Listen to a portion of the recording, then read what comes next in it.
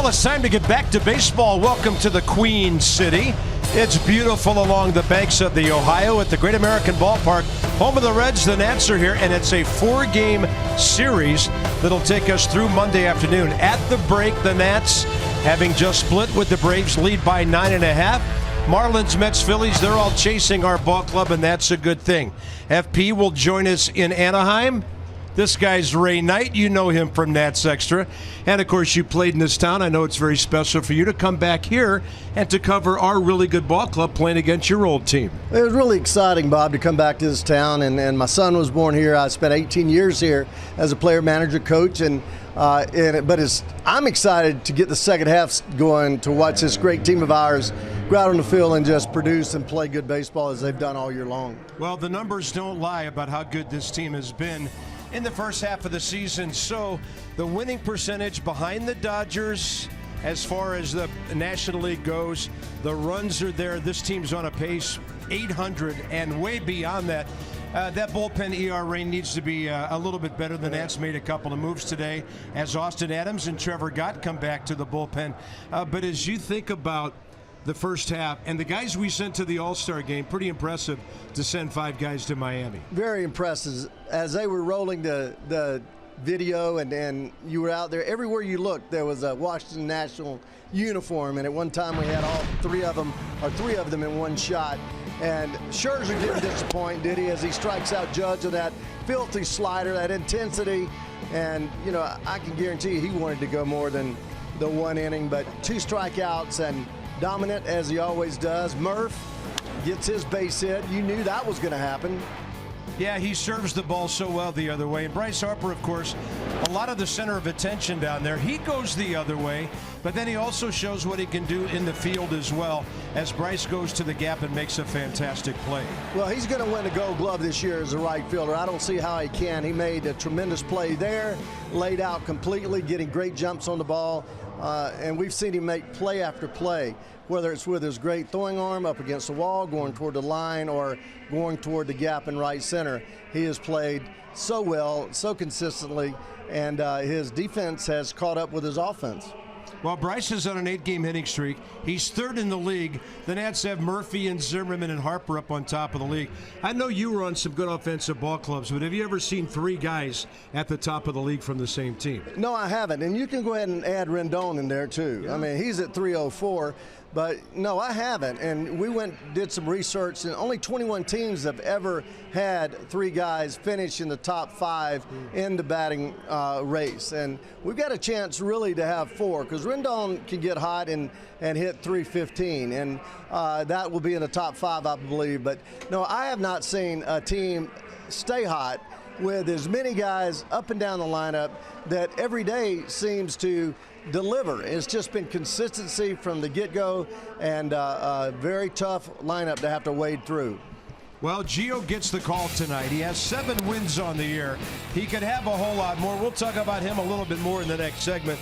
And then, of course, there's Anthony Rendon, whose on-base percentage, as he gets all the doubles and all the other stuff he does, is 100 points higher than his batting average. Yeah, he should have been an all-star. Maybe Gio can pitch like one in Cincinnati tonight.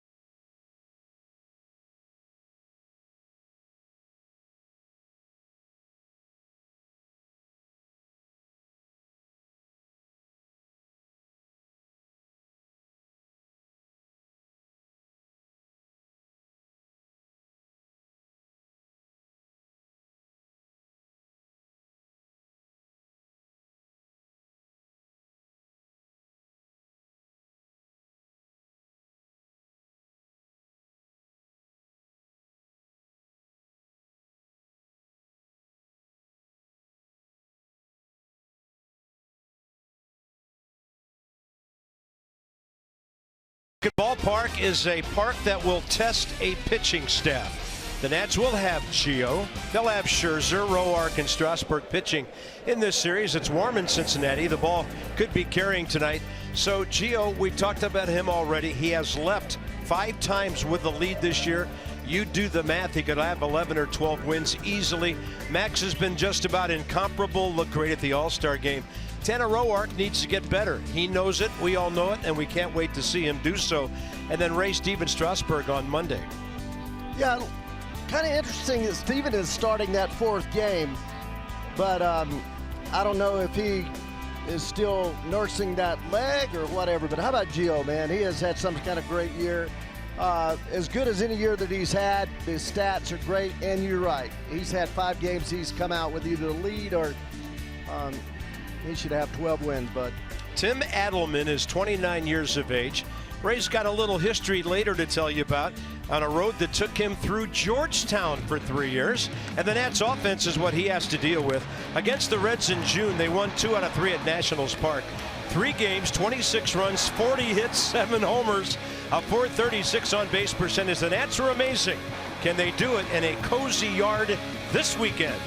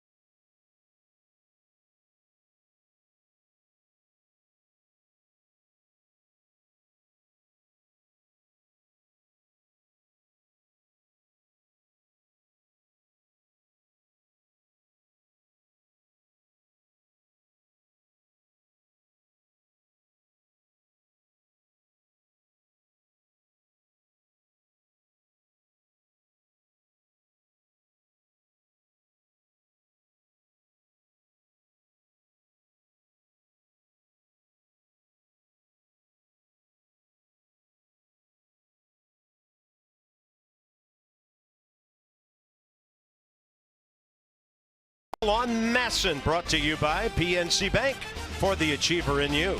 And by Ocean City, Maryland.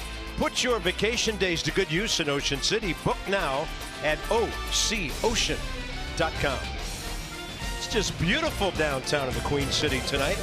Reds at home are 23-20, so they're a much different ball club than they are on the road. The Nats are 26-17 away from Nationals Park. It is muggy, it is warm. 87 at game time. Wind out of the west means it's moving out toward left center a bit. And here's the Nats lineup. 277 team batting average. Only the Astros have scored more runs in all of baseball. And Anthony Rendon is 10 for 25 over a 7-game hitting streak. 4 doubles, 4 runs batted in, and over the long haul, Anthony hitting .345 40 games. This is Tim Adelman, 29 years of age, 9-10 career. And Ray, he's got a fastball. He'll sink it, he'll cut it, but he throws some up high and gives up homers. And more on that in a moment. We are ready, and here's Brian Goodwin underway, run on time at 7:10 with a strike. So he can leave it up and give up some long balls. He certainly can, but he has a good changeup. He throws the curveball, but he likes to throw his fastball, and his fastball is not overpowering. It's just straight. And how about that for the first swing out of the All-Star break for Brian Goodwin? So over his last 26 games, that's his 7th double to go with 6 home runs, and that gets the Nats off to a fun start here in the top of the first. Well, one thing you can't do is throw up, and here's a pitch that looked like some type of breaking ball that didn't do anything. Just a spinner. He got him listed with a cutter. That may have been the cutter. And the curveball, the fastball, he throws the most, and then the changeup. The cutter he only throws 4% of the time, but you don't want to throw that one, which split the middle of the plate, belt high, and Brian knew what to do with it. Well, immediately that disrupts the Cincinnati defense.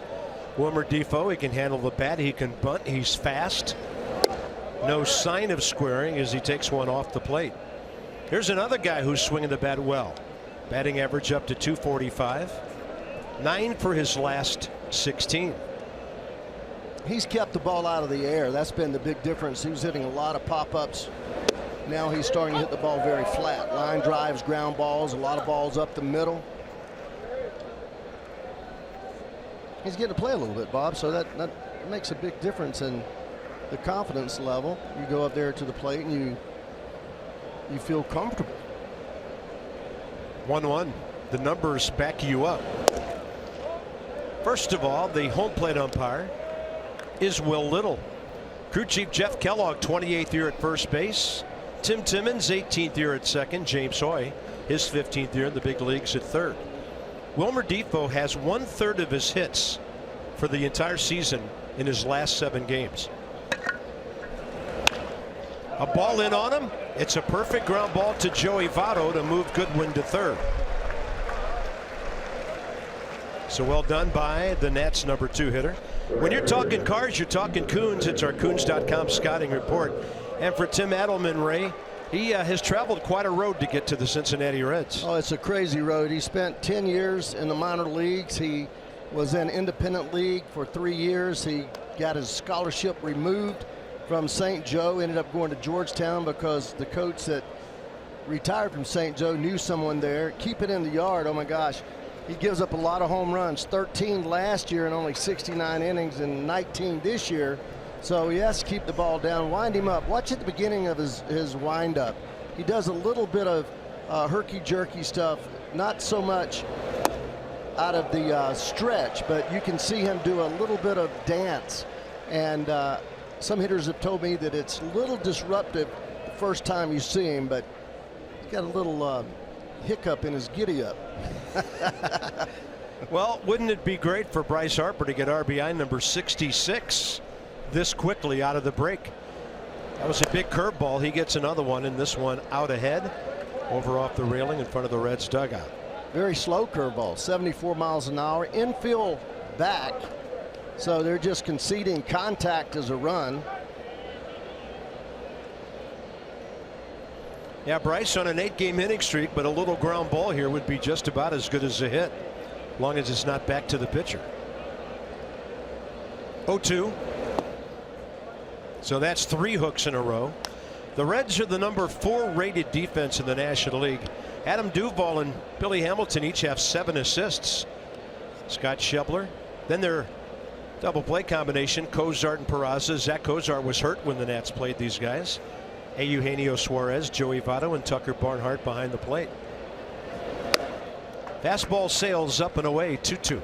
See, he doesn't have enough, and this not being critical, but the 90-mile-an-hour fastball, when you throw the ball up, that pitch is designed to make you cheat, make you get out in front because you can't catch up with it up there. But at 90, you see it well enough and you seldom chase it.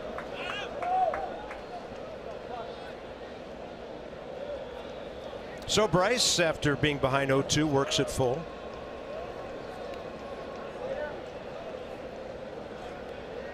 Tucker Barnhart, Drew Storen's old high school teammate. Nice block there as he shifts his feet, drops to his knees, kicks out those heels, gets on the toes, and squares that chest protector up to keep the ball from caroming. 3-2. Bryce Harper will take the walk, his 58th of the year. And what a good disciplined at bat by him, trusting Ryan Zimmerman behind him. Inside the Numbers brought to you by Jeep. Teammates ranking 1, 2, 3 in batting average at the All-Star break. So it hadn't been done since the 72 Royals. Lou Piniella, Amos Ona's part of that. The 66 Pirates with Matty Alou, Willie, and Roberto. And then you go all the way back to the 33 Phillies, Chuck Klein, Spud Davis, and Chuck Fullis. Our guys right up there with some historical names. Ryan definitely wants to elevate here. And trying to get on top of that pitch upstairs. Yeah.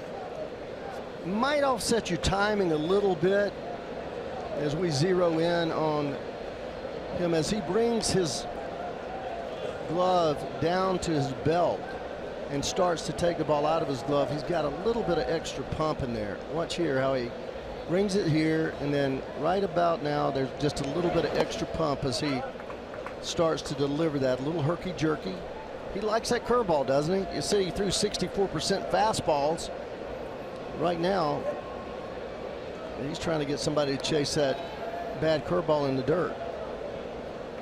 This is where, as a hitter, you're just looking for the ball up and out away from you. You know, when I say up, somewhere around belt high, that'll keep you from laying. That'll keep you laying off of that curveball that's down.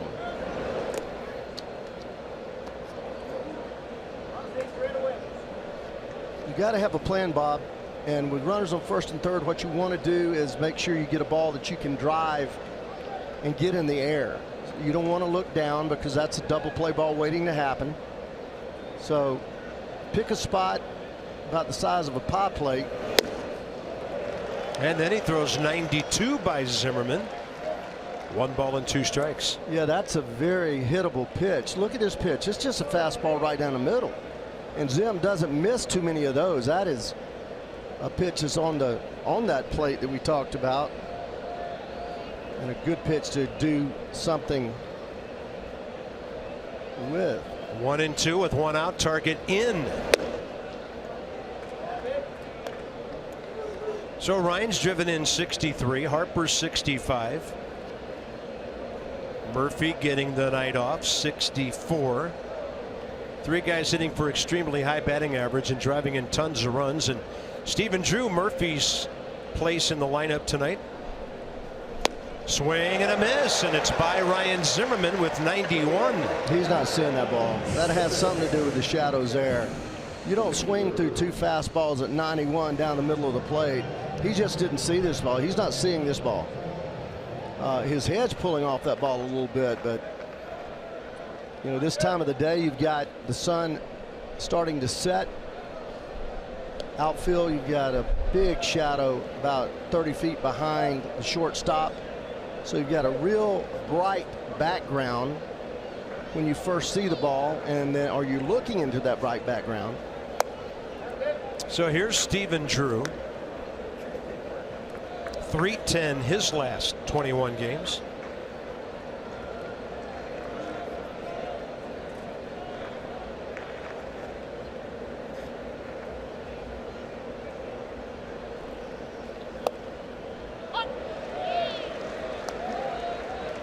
Reds pitching staff and Stephen Drew didn't like that call. Probably thought it was away. Let's take a look at it.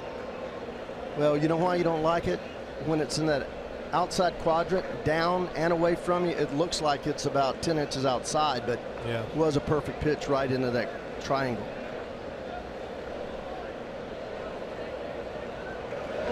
Cincinnati's staff ERA 5.05. Worst in the National League, and only Baltimore's 5.07 higher in all of Major League Baseball.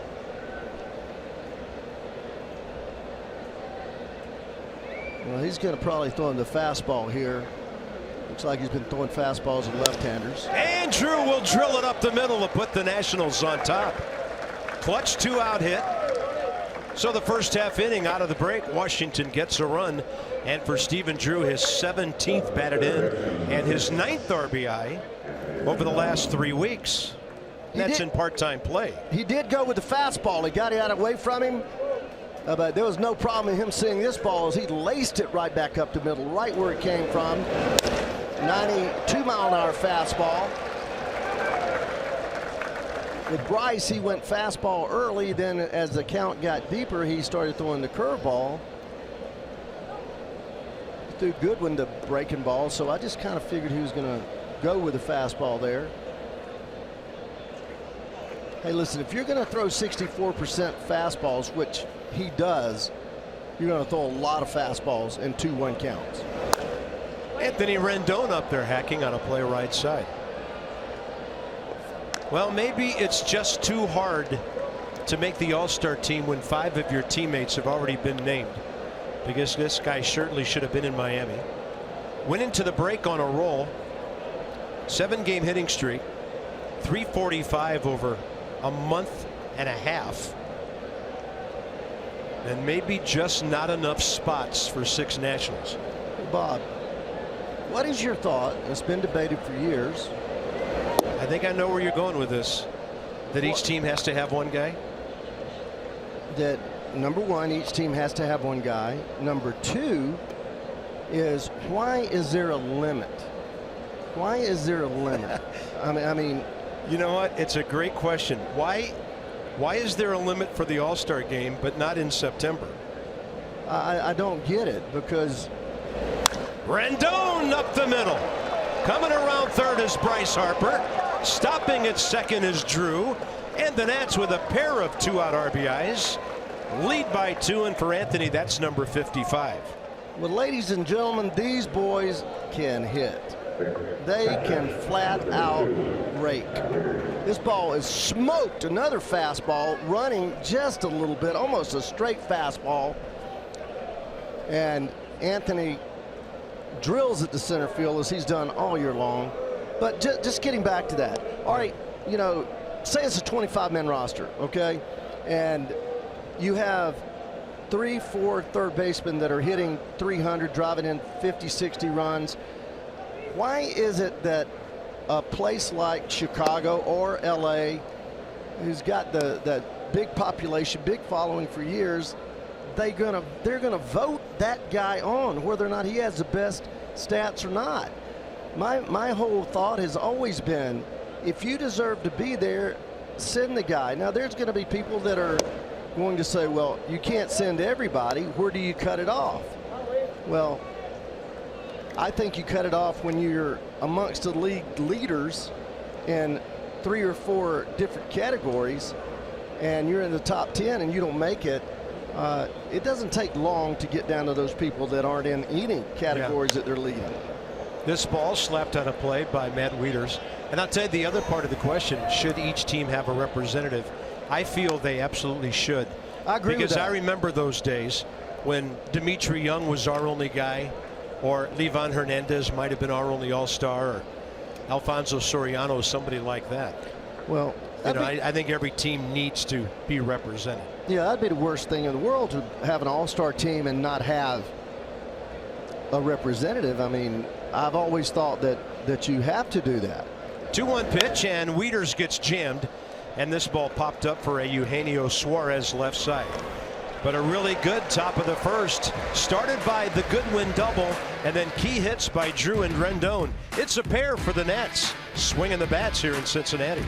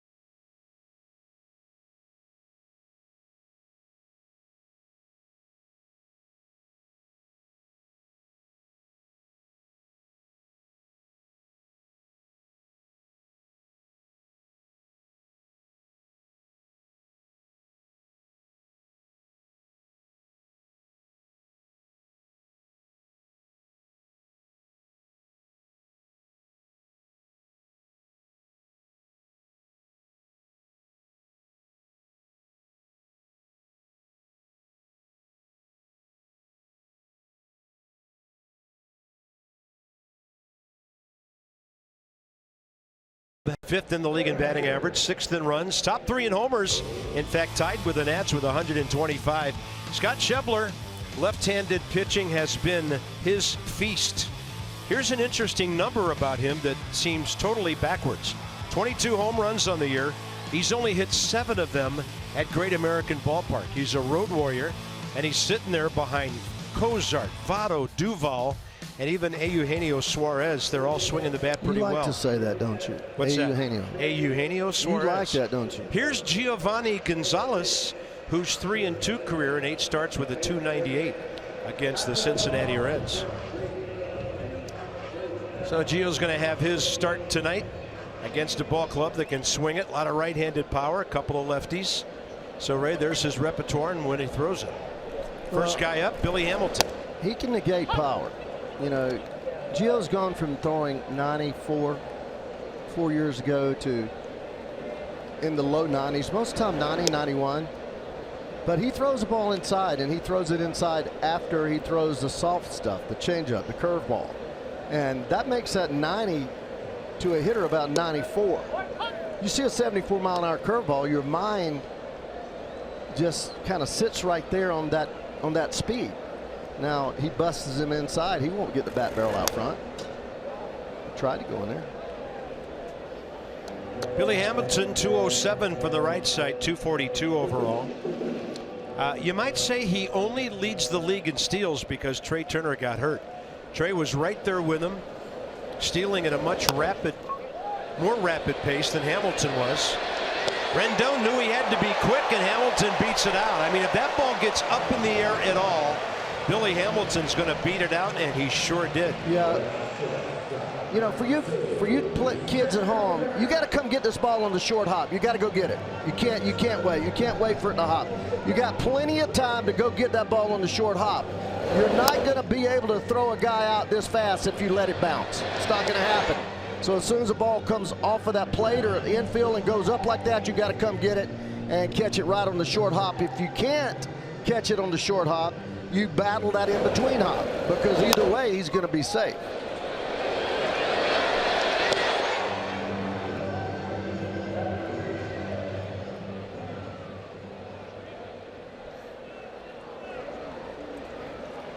Here's Zach Cozart, the shortstop. 6th in the league at 316. He was injured when the Reds were in Washington. And of course, you got to throw over a time or two, don't you? He's 38 out of 43. I think I have a philosophy, and I learned it from Davey Johnson, and Davey Johnson learned it from Earl Weaver and Paul Blair and that group. The more you throw over, the better chance the guy has of stealing. Really? Yeah. Yeah, give us the explanation for that. That's because he sees what he does is he's going to go out there and get his big lead, his extended lead. And it's called a one-way lead. Get out there as far as he can, wants the pitcher to throw over, wants to see his best move. And if he throws over there 2 or 3 times, then he figures it out. He figures out how much he lifts his knee. He figures out if he's got a step-off move. It's like anything else. The more you see of a guy, especially a left-handed guy that throws to first, unless he has that deceptive move, the easier it is to steal, because you can get a bigger lead and you can figure out what he's doing. Runner holding, and Gio came off the mound nearly backwards there after spinning out of his landing. Weeder's about a third of the way out to the mound to check to make sure he's all right.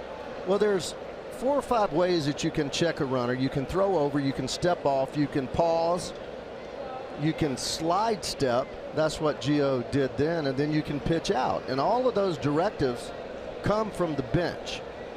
So when you see the catcher put his fingers down there, he is putting down something. Hot shot, Rendon, and turned by Drew. Around the horn, 5-4-3. That's one way to get Billy Hamilton at second.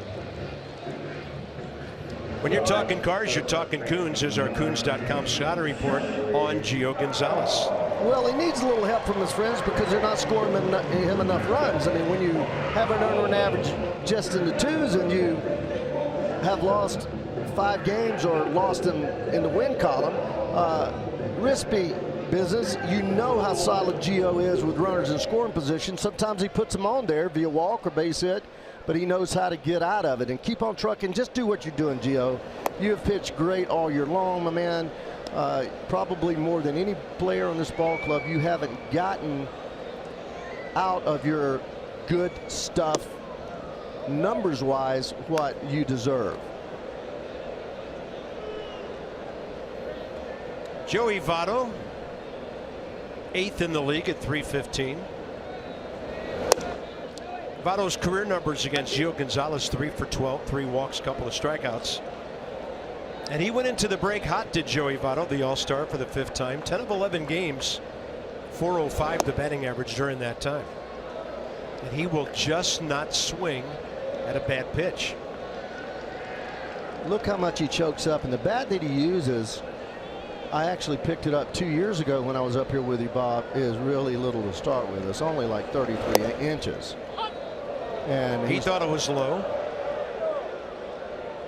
Well, I don't know if he got a good enough look at it. He started walking out of there before the pitch got there. So maybe a tad low. Right on the edge. Hey, if it touches that line, it's a strike. That's the way I could look at it. So does Nissan on the pitch cast. And the count 3-2. And Joey Votto will take his league-leading 63rd walk of the year, tied with Matt Carpenter of St. Louis. Now that's where the game has changed. Right there. You've got a 2-run lead, and you're 3-2, and you throw a man a curveball, which is not a ball that you're going to be able to command like you command your fastball. So he was more worried about Joey hitting one long, but hey, challenging 3-2. But Gio, too, he has to throw a lot of those breaking balls. The more he throws, the better they are. He has one of the best breaking balls in the business. Votto wasn't ready to hit that curveball. Did you see him? He had no chance if it had been a strike.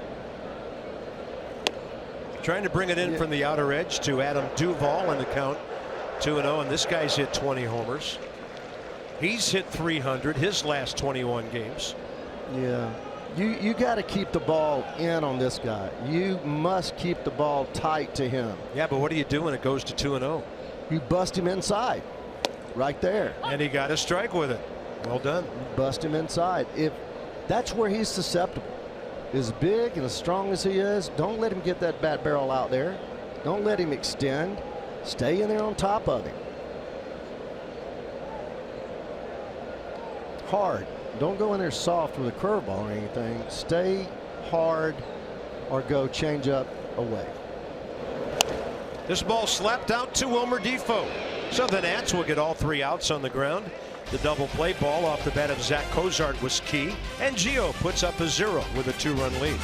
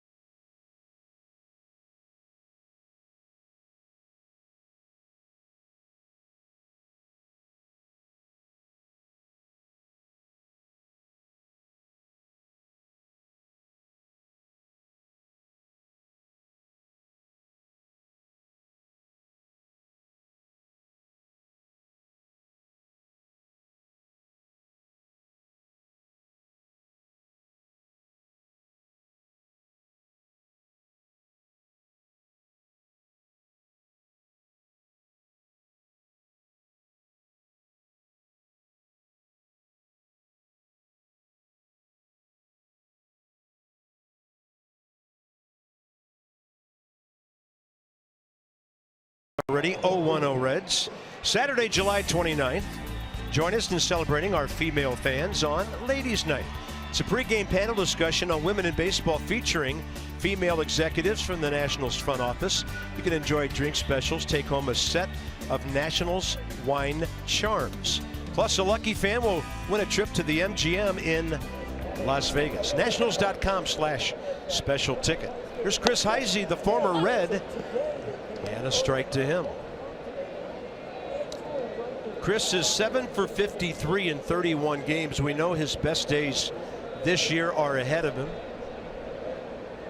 Important to have him coming off the bench, and he's in a starting role tonight, and he sees a nasty curveball right there. He was here, in fact, originally drafted by the Reds, 17th round in 06, in the big leagues with them for 5 years, 2010 through 14. He was with Dusty how many of those years? About 4 of those years. Yeah, I think so. And on to the Dodgers for an abbreviated season in 15.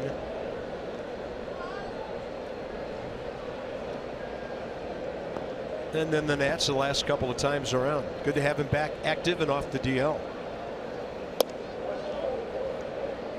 Barnhart held it there for a while, trying to frame it for the strikeout. It's 1 ball, 2 strikes.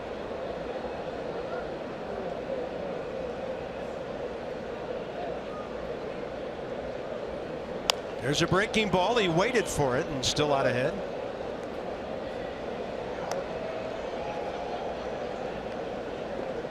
He's basically, even though it shows that he throws 4 pitches, thus far he's basically just on his fastball about 70% of the time and his curveball 26% of the time. Mix in like 4 changeups.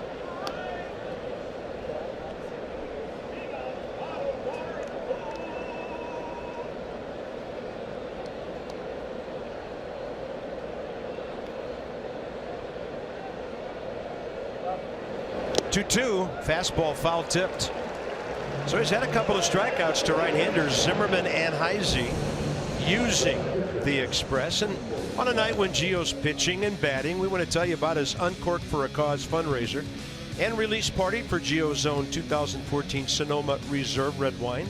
Thursday the 27th, 7 to 9 at Teddy in the Bully Bar in Northwest DC. Proceeds benefit the Nationals Dream Foundation and Hialeah Baseball, Gio's alma mater. Uncorkforacause.com. He was trying to hit that ball out of this yard. Pops it up to the left side. Caught by Suarez, and for sponsorship info, you can email dream@nationals.com. Pitcher up there hacking with a 2-run lead. I like it. Now Brian Goodwin has to maybe burn some time here, give Gio a breather on his way back to the dugout. That's a great point, partner. That part of the game has changed a little bit too. You have a guy that comes up there, he's a second hitter, he just got in the dugout, now he's just back in the dugout. You have to take a pitch here. And if that would have been a ball, then you take another pitch. And if that's a ball, you take another pitch until you get the count to maybe 2-1, then you go to hitting. And that's a part of being a team player, and that's a part of recognizing that the man on the mound is the guy that's at the business end of the deal. There's another take, and it's 0-2. All right, time to get to work now for Brian Goodwin. He's done all he can.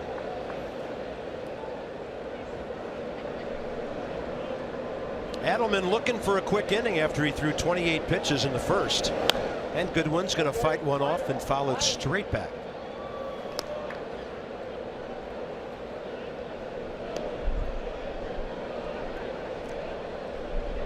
Career record of 9-10. This is his 30th major league appearance, 29th start. Goodwin on that big curveball strikes out. Couple of Ks and a 1-2-3 for him. Top second, Gio with 18 pitches. Back to work.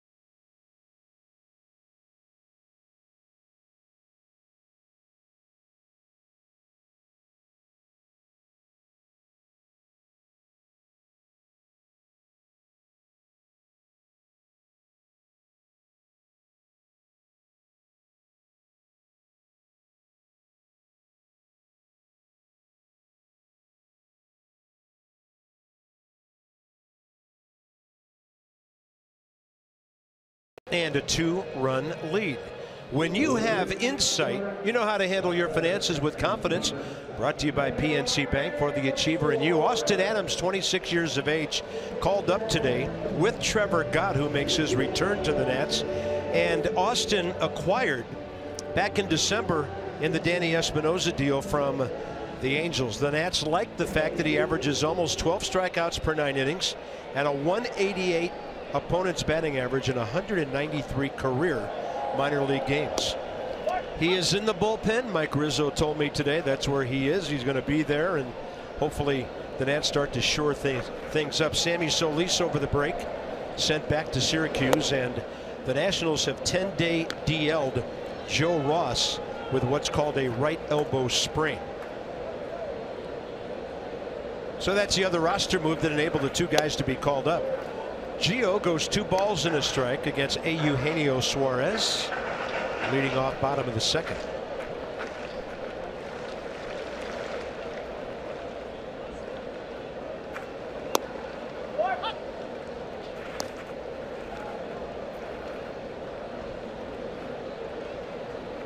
Suarez, 26 years of age, about 4 days from now. And that's a called strike. At least he called him for a swing. Gio had that ball up in the zone, and evidently Suarez, and we'll see on the Mercedes pitch cast where the pitch is and watch the swing. Looked too high to be a called strike. And for Gio, his first K of the night.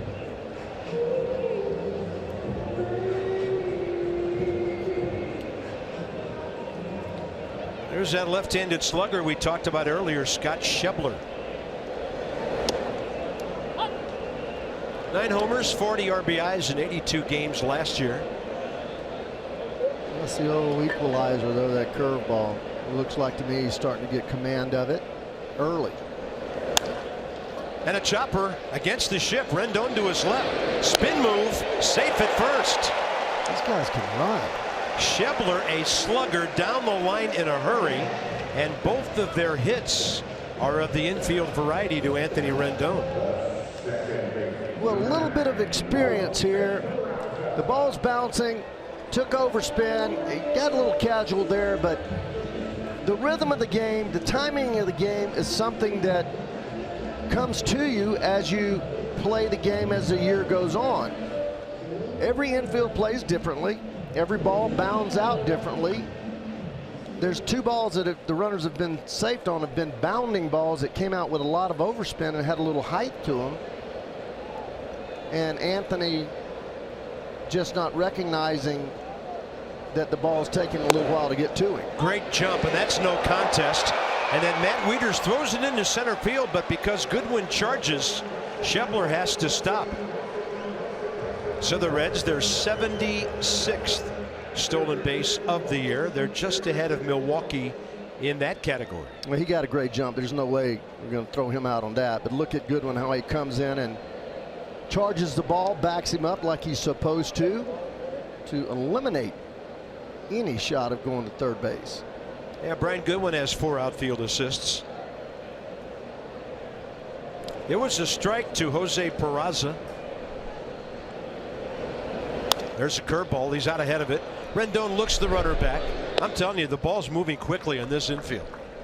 We're in the middle of July, and they got this thing half baked in Cincinnati. They hosed it down after the Reds finished batting practice. It was kind of an unusual day here because the Nationals actually held their post All-Star workout with batting practice at 2 o'clock this afternoon.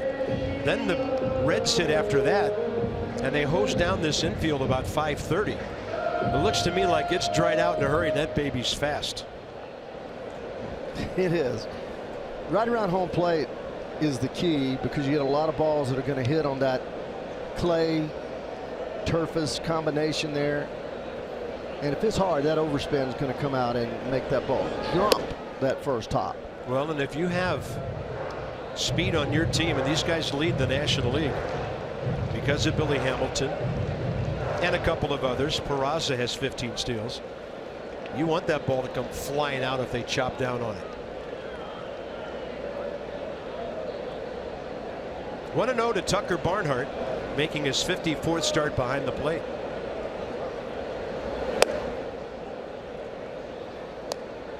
Reds are playing just like the Nats are, their 89th game of the year.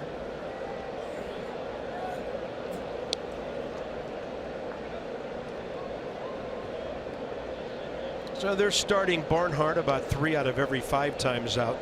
Devin Mesoraco's hurt again. Stuart Turner is their backup catcher. In there with the hook. Dandy little curveball.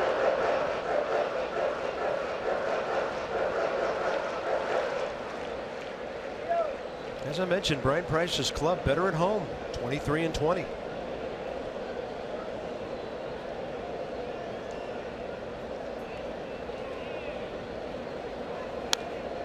Jammed in.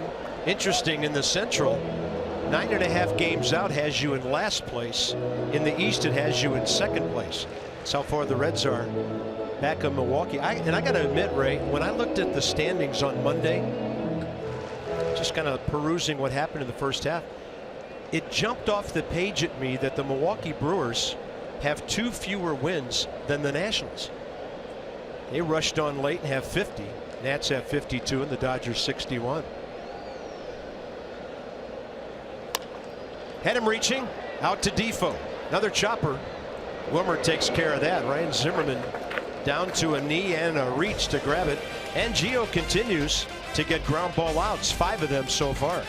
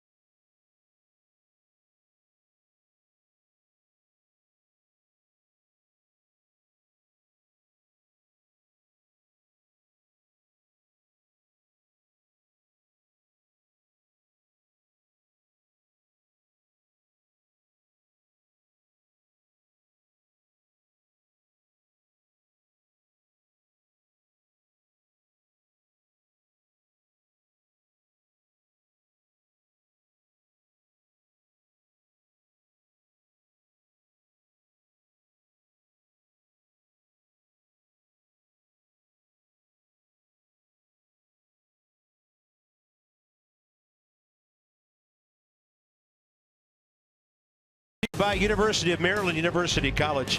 Jim Hickman of the Cubs. Base it up the middle. All-star game right across from us at Riverfront Stadium, and Pete Rose takes out Ray Fosse. 47 years later, Ray Fosse says he still feels the effects of that collision, and the National League walked off the American League 5-4, and there's Charlie Hustle. I still think the hair flow looks like Bryce Harper. It does. But that game was right behind us here, where Riverfront Stadium used to sit behind the first base side. Pete Rose, number 14, on July 14, 1970. And the MVP of that game, a guy on the losing team, Red Sox Carl Yastrzemski. That was Earl Weaver managing against Gil Hodges of the Mets, because the Amazons were the defending World Series champions. So here we go, top of the third with Wilmer Defoe. Adelman's first 2 innings, 40 pitches, 25 strikes. Well, you can see one of the reasons he gives up home runs is he is right around the plate.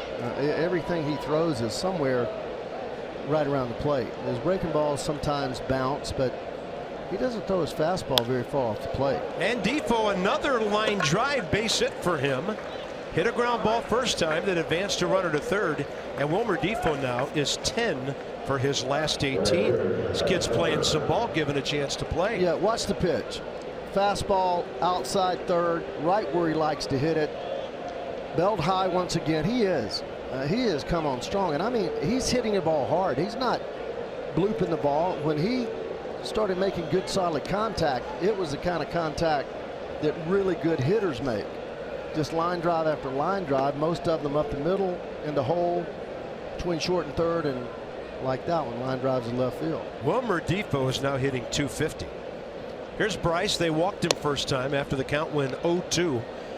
He came after him with curveballs. Harper fouled off a couple. Bryce worked it to a walk, his 58th of the year, and then only adds another click or two onto that on-base percentage, which is right around .433 at the moment. Well, Adelman is very slow to the plate, extremely slow to the plate. Now, you're not going to generally run in front of Bryce. You want to make sure that you have that hole over there where the first baseman's holding him on. And that they pitch to him. But there is no doubt in my mind that Difo can steal this base easily. I tell you, Billy Hamilton's playing pretty shallow in center against Bryce Harper. He's got a good 100 feet behind him out to that 404 mark. That's on the inside edge. 2 balls, 1 strike. Yeah, that's where when you write on the scorebook trying to make a note, you put NC, which means no chance. If the ball is hit hard over his head, there's no chance he's going to get back there to the wall. And now that you see with a strike, Eugenio Suarez, the third baseman, has moved all the way over to the right side of the infield on the edge of the grass. There it goes. See you later. A rocket in Cincinnati. And on Bryce Harper's 21st, the Nationals lead 4-0. No doubter, out in seconds, and that was an all-star swing. Oh gosh, the crack of the bat. We're not that high up here. I mean, we're 3 stories high and a good 200 feet from the plate. The crack of that bat was resounding. Let's hear it. Listen to this thing. I'm telling you, that ball is tattooed. The word I think of when I hear that is pure. He pured that ball, and Harper now has 67 RBIs. That's homer number 20 given up by Adelman. Ryan Zimmerman will pop one out to center for Billy Hamilton. And I didn't hit that many, but when you hit a ball like that and you pure it, you feel no vibration. It is the sweetest feeling in the world. I mean, it's just bat on ball, and you know how solid that baseball bat is when there's no vibration and you just hit it right on the screws. Get a hug from the trainer for that one. Former Reds trainer Paul Lessard, now our guy. That's on the inside edge to Stephen Drew, and his base hit was huge 2 innings ago. 2 on 2 out after they walked Harper. Zimmerman struck out, and then Drew drove in Goodwin. Rendon drove in Harper, and the Nats had 2, and now they have 4. Stephen doesn't like the strike zone. He shook his head once again.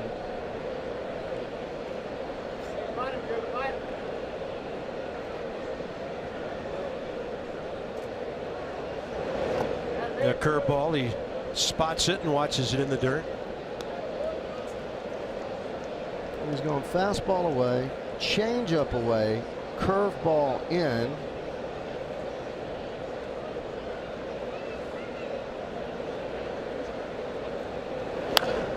This one pretty well hit out to left, and Adam Duvall right there.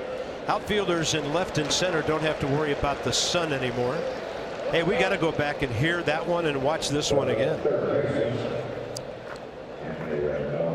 Just look at him. He knew this ball. I mean, it was up the golly, about halfway up. Line drive, more of a line drive. If he got a lot of elevation on that ball, it might have gone to the river. But look at the move of the ball away, and that could not be timed any better. Picture perfect swing, great balance, head right on the baseball where he can see it with both eyes. And the result, generally, when you do so many things right fundamentally, is going to be something really positive and really loud. 405 feet worth allowed, like you said. Not a whole lot of hang time. That's strike 2 to Anthony Rendon as Adelman gets the outside edge. Starting to go through the changeup. Fastball 90, changeup 84, curveball 74.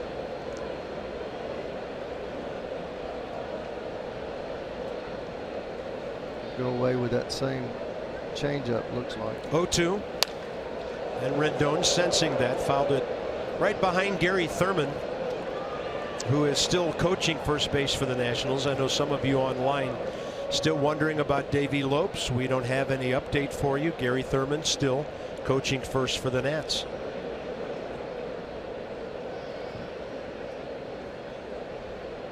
Anthony Rendon, by the way, now has an 8-game hitting streak, 11 for 26. How about 12 for 27 as he plugs the gap? Anthony Rendon piling up the extra base hits. He has 16 homers, a triple, and now 22 doubles on the year. So that's 39 extra base hits. Good hitters are able to use right field. This is a fastball in, and he takes it, takes the left hand, leads that bat, the small end of the bat, through the strike zone, lays it off, inside out's the ball to right center field, the way a really good hitter does it. Here's Wieters, who fouled out first time. As much as any national, Matt Wieters probably needed several days off. He's been grinding it out behind the plate. As I mentioned, this is the Nationals' 89th game of the year. This is his 71st.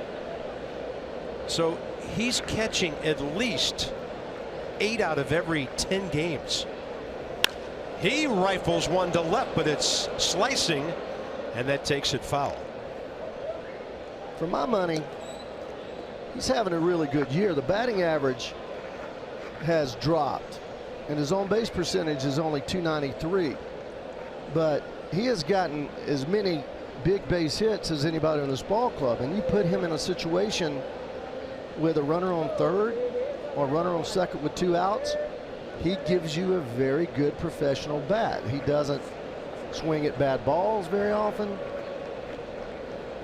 He's a big factor in this lineup. Yeah, he's the guy that makes it a long lineup with that power. Down there hitting 7th or 8th. 7th tonight with Chris Heisey behind him.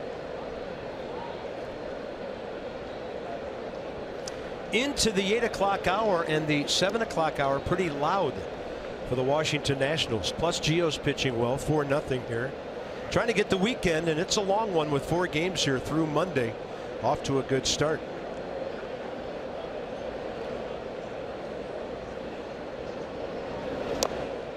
Check swing, and back it goes.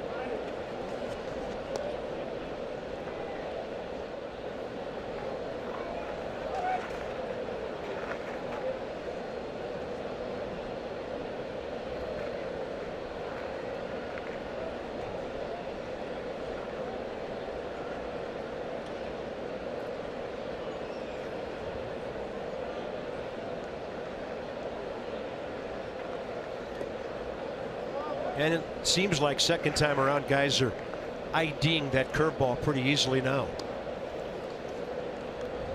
Well, I was told by a couple of people in the Reds organization that this was a real test game for Tim Adelman, that it might be the game that makes a difference in whether or not he stays on this ball club or not. 2-2 to Wieters. That's a balk called by second base umpire Tim Timmons. So Anthony Rendon goes to third. Cozart came sneaking in behind, and he wheeled and fired and called for a balk. He can wheel and fire, but he can't do this right here. Watch how he just starts home, picks it up, and then turns. You've got to make one motion to turn inside out to go to second, and he picked the leg up like he was going home, and then decided that he was going to go back there. Well, with 2 outs, not a huge deal. That's out of play. But if something funky would happen on the infield for an infield hit, that would score a run. Yeah, he has a tendency to throw a lot of balls bouncing in the dirt, so Barnhart's done a great job blocking them, but hey, you never know.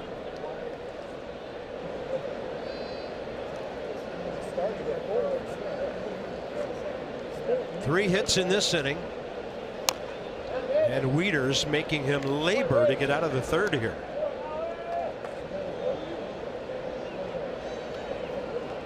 So this will be at least an 8-pitch at bat.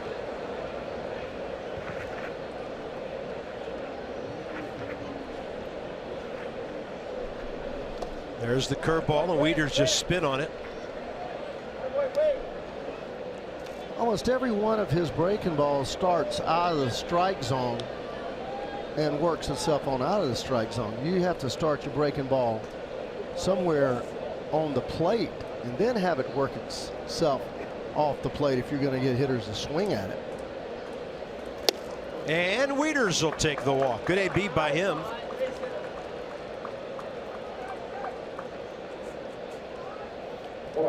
We've got 2 outs, and it's,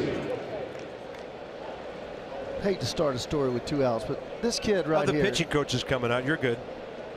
And you know the story too, Bob, so we can talk about it.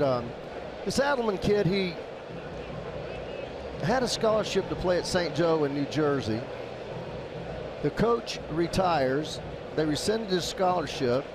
The coach then gets in touch with someone at Georgetown University. He goes there, recommendation of the coach at St. Joe, who was now retired. He pitches for 3 years at Georgetown. He gets drafted in the 24th round by the Orioles. The Orioles keep him for 2 years, and then they release him. He couldn't get a job anywhere. He went to Independent League and got released from the Independent League. Nobody gets released from the Independent League. Then he got another job at an Independent League and pitched, and then another job the next year in an Independent League. And then at the age of 25 years old, he was finally signed and pitched in A-ball. And he bounced around for like 3 more years, and then a personal friend of the guy that was the head coach at St. Joe became a scout for the Reds, remembered him, went and watched him pitch, signed him, and here he is. Quite a road. Hey, that was only 2 pitches. 1-1. He's working slowly. Heisey trying to make it 7-0 with that swing. Chris struck out first time up. And I don't think I've ever talked over one of your pitches before, have I? Maybe 1. 2. I don't know. It's okay. Heisey's a veteran guy. He knows when not to swing. He knows we're up here to foul off a couple with 2 outs. Chris Heisey is trying to turn the lineup over, get it to Gio here.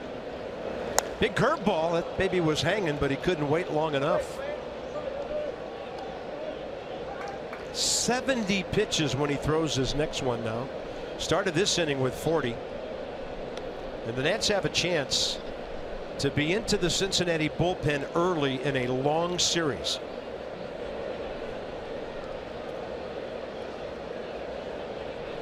Way outside, and that one bounced. Tucker Barnhart probably feels like he's caught 5 innings already.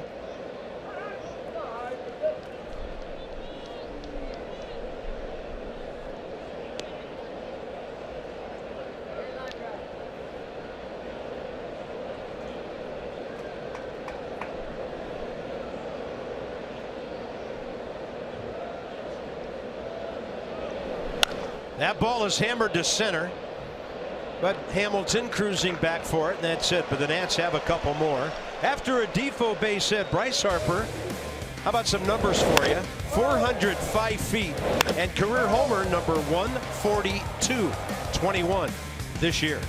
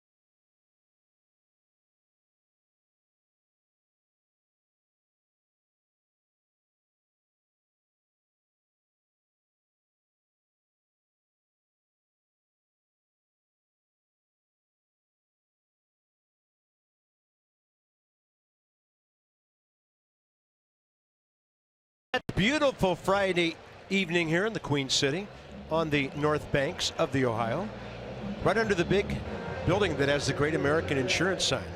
Washington, D.C. Lexus dealers donate $250 to the Children's National Health System for the first 200 homers hit by the Nats this season. Lexus, experience amazing, and they only have to pay up for 74 more home runs now. Bottom of the third, Adelman leads off. As a big league hitter, 6 for 45, 2 for 24 this year. Gio, 33rd pitch, 19 strikes. Low in the zone, counts even.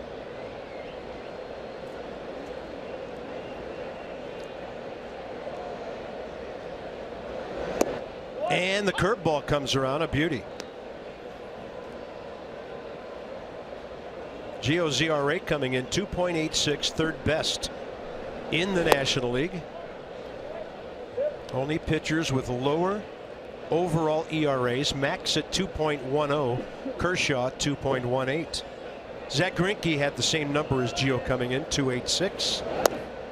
And that'll be a called third strike. Second strikeout of the night. First time around the order with 2 infield hits.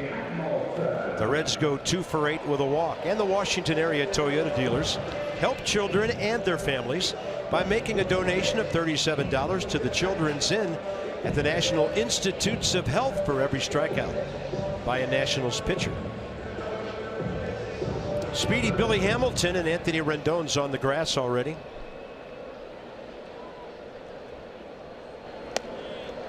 Gio liking the curveball. That one stayed away. When a guy runs this well, you have to really cheat. And see Defoe, how he's 4 or 5 inches, feet. Here he comes. You got Billy Hamilton by 3 steps. Yeah, 4 or 5 feet in front of the grass. And the first movement, watch his first move. Immediately goes to the ball. Goes to it hard, charges it, gets there. What that does is that cuts down the feet that Billy Hamilton's able to advance toward first base, because the more you charge the ball, obviously, the closer to home plate the runner is when you catch it. Zach Cozart now.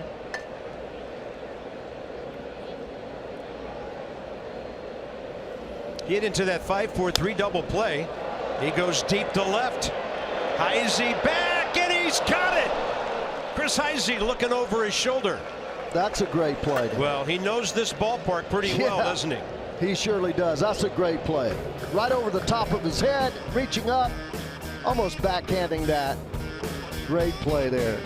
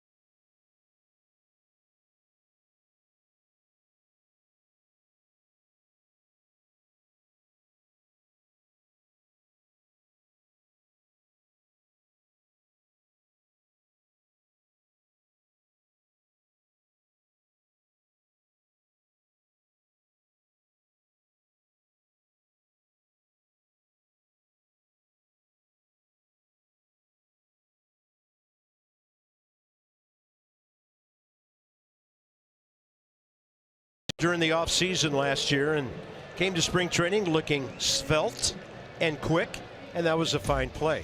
Join the Nats in celebrating U.S. Marine Corps Day, Tuesday, July 25th. This is a series that's looking really interesting. The Brew Crew and all those bats and speed will be in town.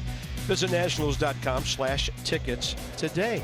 Really looking forward to seeing what that Milwaukee ball club's all about. Top of the fourth, here's Gio. Fouled out on the first pitch, first time up, and he takes a strike.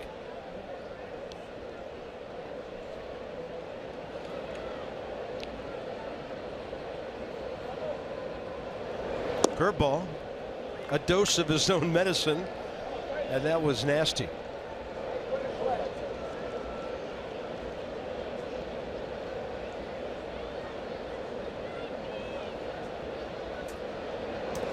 Another one, one out. Strikeout number 4 for Tim Adelman. Goodwin next, and then Defoe. By the way, footnote on Gio, economical in a hitter's ballpark so far tonight. 3 innings, 41 pitches, 25 strikes.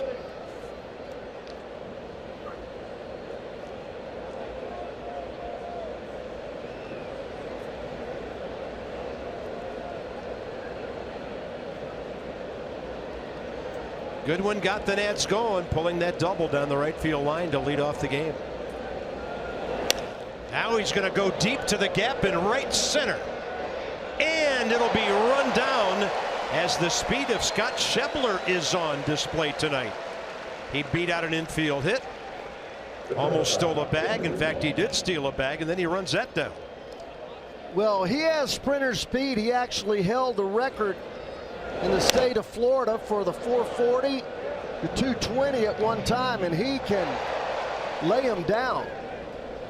He's a big boy too. Yeah, they list him at 6 foot 228. In fact, physically out there, he reminds you of Jay Bruce. He does, a little faster. Oh yeah, he's faster than Jay, but very similar body build. And of course, he's a righty guy. So the bases are empty with 2 outs, and here's Defoe.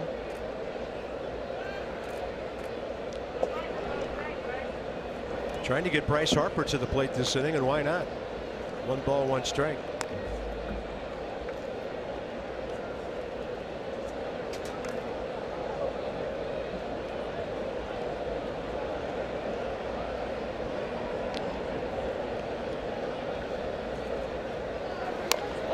Chopper right side foul.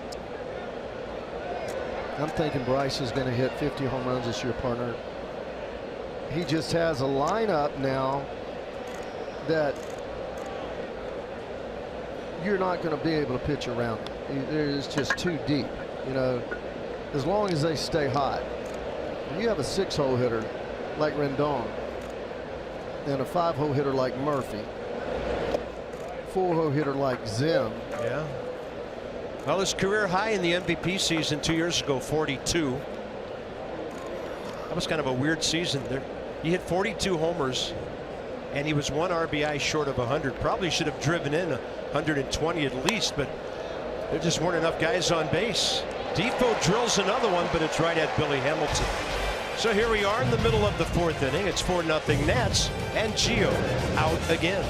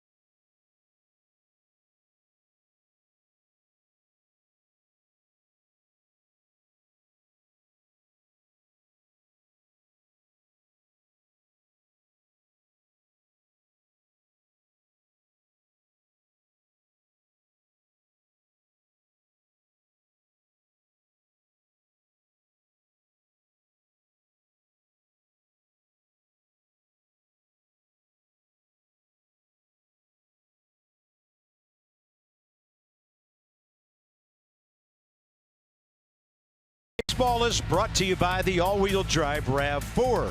Toyota, what drives you? Visit buyatoyota.com for great deals. Great American Ballpark and their big insurance group building right behind him here. Beautiful night on the Ohio are in the ballpark. Going bottom four. A lot of great sight lines here. Great standing room areas out in the right field corner and out in the center. Inside the Numbers brought to you by PNC. So last year, actually in 2012, on his way to that 21-win season, Gio 12-4 at this point. But look at this, the ERA this year is better, and the innings about 1 game's worth more, and that's coming into tonight through 18 starts. So Gio could easily be 10-4, 11-4 right now. He's left 5 times with the lead. Well, he can just flat out pitch. Every once in a while, Gio gets in a funk. Last year he got in a funk, but this guy knows how to pitch. He knows how to offset timing. He knows how to use the fastball in and out. He knows how to elevate. He's lost, as we mentioned, 3 miles an hour off of his fastball, but his changeup, he can throw that changeup to right-handed hitters. Started on the edge of the plate, and it's like a screwball. Then he can come in, get right on top of the ball, and bust hitters inside. Look at that curveball. When he's getting this curveball over, you just want to call mama, because it breaks late and it breaks deep. A lot of rotation. Nissan on the pitch cast, and it's 2-2 to Joey Votto, who walked first time. He just doesn't swing at it. I mean, yeah, and he reminds you of Anthony Rizzo in that he chokes up on the bat, still hits for power. Votto has 26 home runs, tied with Giancarlo Stanton for the National League lead. Challenge fastball on 3-2. But see how good hitters there. See how he is protecting. He's not trying to pull that fastball. He's trying to just nick it to get to another pitch. It was a tough up and in pitch. He knows he's got the curveball in his back pocket. He's going to drive that one to left. It's slicing, and that'll be foul in the corner. But that's why he's such a good hitter. And you see that happen with Daniel Murphy. You see Rendon beginning to do that. Defoe has. Goodwin has. When you can take that fastball on the inside corner and foul it off and get to a pitch that may be a little fatter, you're really progressing as a hitter. Joey Votto walking around in slow motion, then he picks up the bat and goes hopping and skipping into the batter's box. 3-2 pitch. Again, up the middle, and Gio has it. Lobs one to Zimmerman, and since Votto walked in the first inning, Gio Gonzalez has now retired 8 of 9 Reds. Nice play by Gio there. That ball was hit hard. Yeah, Defoe was shading up the middle, but he still would have had a ways to go. He'd have gotten there, though, wouldn't he? I think so. Adam Duvall is next, and he grounded out to Defoe to end the first inning. Remember now, we talked about keeping the ball in on Duvall. Let's see if he can go right back in there. By the way, Gio Gonzalez has 7 ground ball outs now, and they all started with that Zach Kozar double play ball back in the first.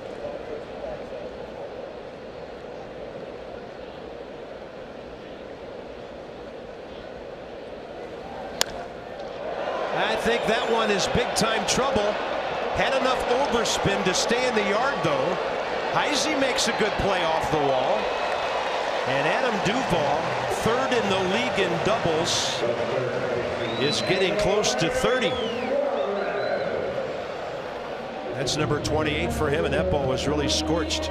Yeah, let's check the location on this pitch. They set up inside, but it's right down the middle, or just a little off. So when I say inside, I mean inside, from the edge of the plate to 2 balls in.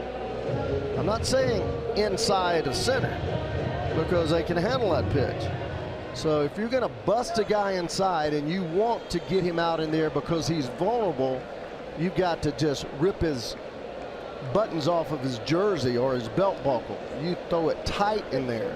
First Cincinnati hit of the night to leave the infield, and that's inside to Eugenio Suarez, who struck out on a check swing first time up.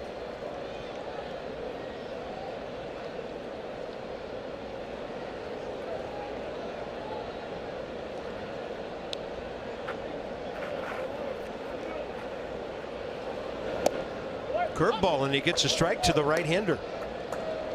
1-1.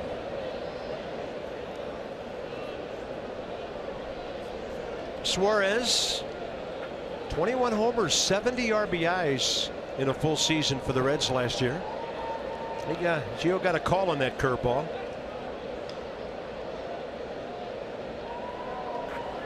That one stays away.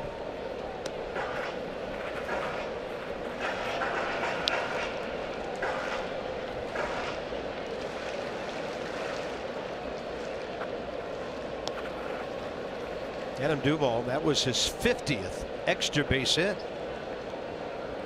tying him with Nolan Arenado atop the National League.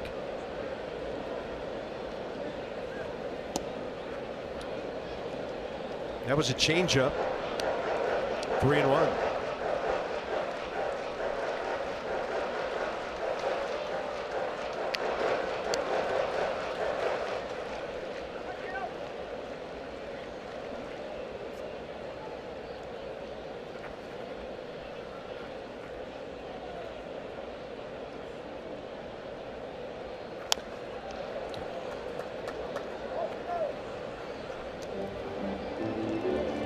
Reds have some talent, no doubt about it, on this ball club, but you can't score 8 runs every night.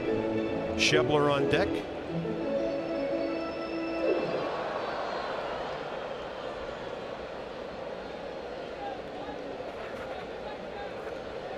Three-two pitch with 1 out.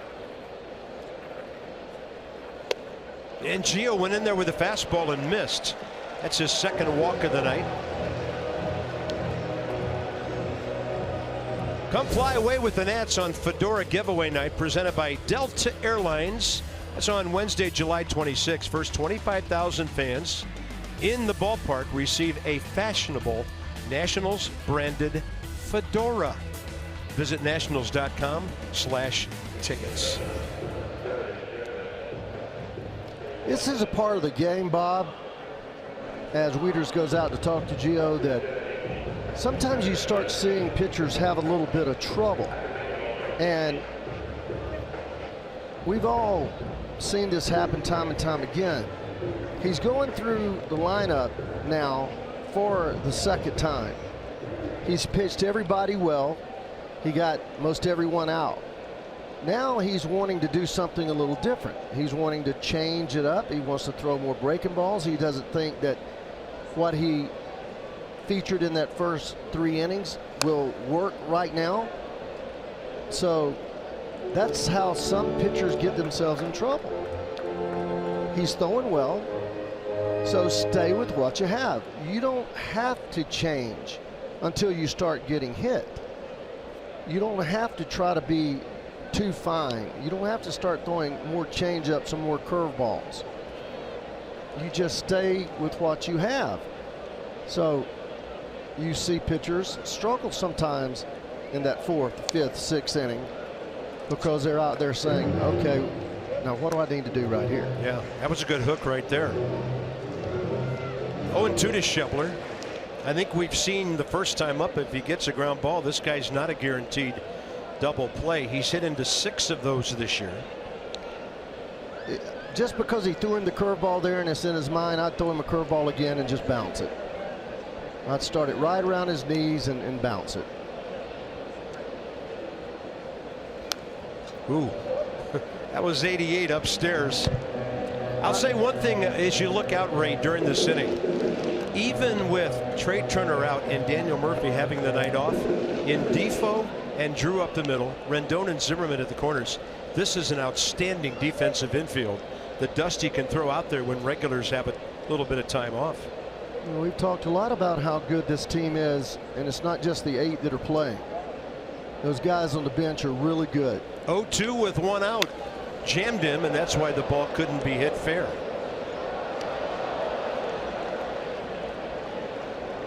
But 2 real good pitches. An elevated fastball he fouls off, then a fastball in on him. So to me, it would seem that he's working to get back to the hook. This guy, you're not going to throw the fastball by this kid. I mean, he has that ability to get the bat to the ball with velocity. 0-2, and there's the breaking ball in the dirt. See how jumpy he gets on that breaking ball?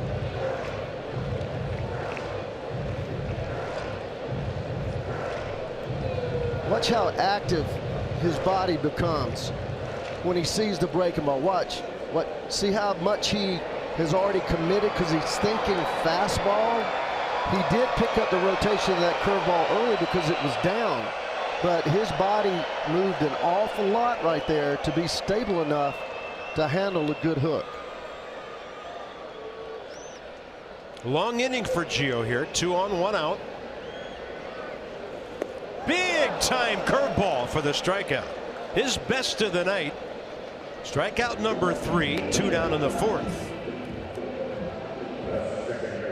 Well, some hitters just show you what that they're vulnerable, and whenever he threw that backside, that left shoulder, he threw it like a piston toward the ball, and his right knee collapsed on the prior pitch. Bells go off in a guy that's as old as me and has seen as many guys do that. So this guy's susceptible to a hook right here. Peraza to center. Here comes Goodwin, and he's got it. What a jump. What a jump. We had a perfect line of sight on that one, and we could see Goodwin closing the gap, and that outstanding play keeps Cincinnati off the board and saved at least 2 runs here in the 4th inning.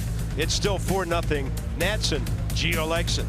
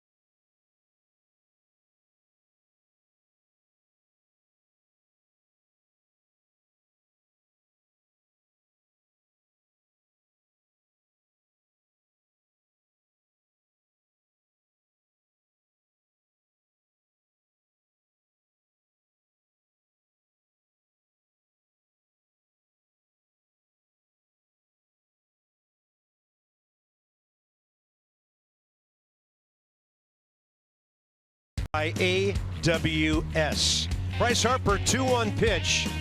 Depot aboard, nobody out in the 3rd inning. He launches it at 23.5 degrees. It goes 405 at almost 112 miles per hour. Lobatone, the helmet, the flow, and that put the Nats up 4-0 on Bryce's 21st of the year. And it's hard to believe he hit a ball any harder than that this year. Here he is leading off the 5th, a walk and a homer. And he has scored 2 runs tonight, 71 on the year, top 3 in the league. Looking very hitterish. Yes, he does. Let's look at this stat cast one more time and watch how this ball just gets out of there so quickly. And the guy caught it? Yeah, but what transpired there is Bryce set his hands early, and then when he strided, he did not have any weight on his backside. He had all of his weight on his backside, and it's like a big cat. Just remember, you young hitters, soft feet and fast hands. Don't jump at the ball. 1-1 to Harper. Like that. He jumps all over that one. See you later. And that's way over the center field wall.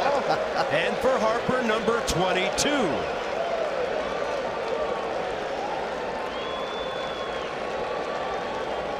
Now all he has to do is go the other way for the home run cycle tonight. Oh my gosh, just 440 feet. You know how far 440 feet, that's about how far you hit your drive, Bob. 440 feet. No, that's yards. Oh, come on. Look at this here, but watch the front foot and the softness there. And he ends up rotating on the outside part of his foot, but the softness allows his hands to stay back, and then he throws it all at one time, and it comes this way. It comes upper body, shoulders, belt, thigh, knees, feet, all at one time. Fourth multi-homer game of this year. And Jason Worth sitting alongside. It is fun to watch that young man hit. 24 years young. Saw a report on Jason today that indicates his return might not be as imminent as we thought. So we hope he's feeling better. Going to have to be patient and wait for Jason Worth. Swing and a miss, 2-2. Zim's pulling off the ball. His left side is leaving the ball. It's something he's started to do over the last week or two. If you recall, when he was really, really hot, he sticks that head right down on the ball. Both of his eyes are on the ball, and he almost inverts his head as the ball comes to the plate. It almost turns back toward the catcher like that a little bit, but still that's peaking.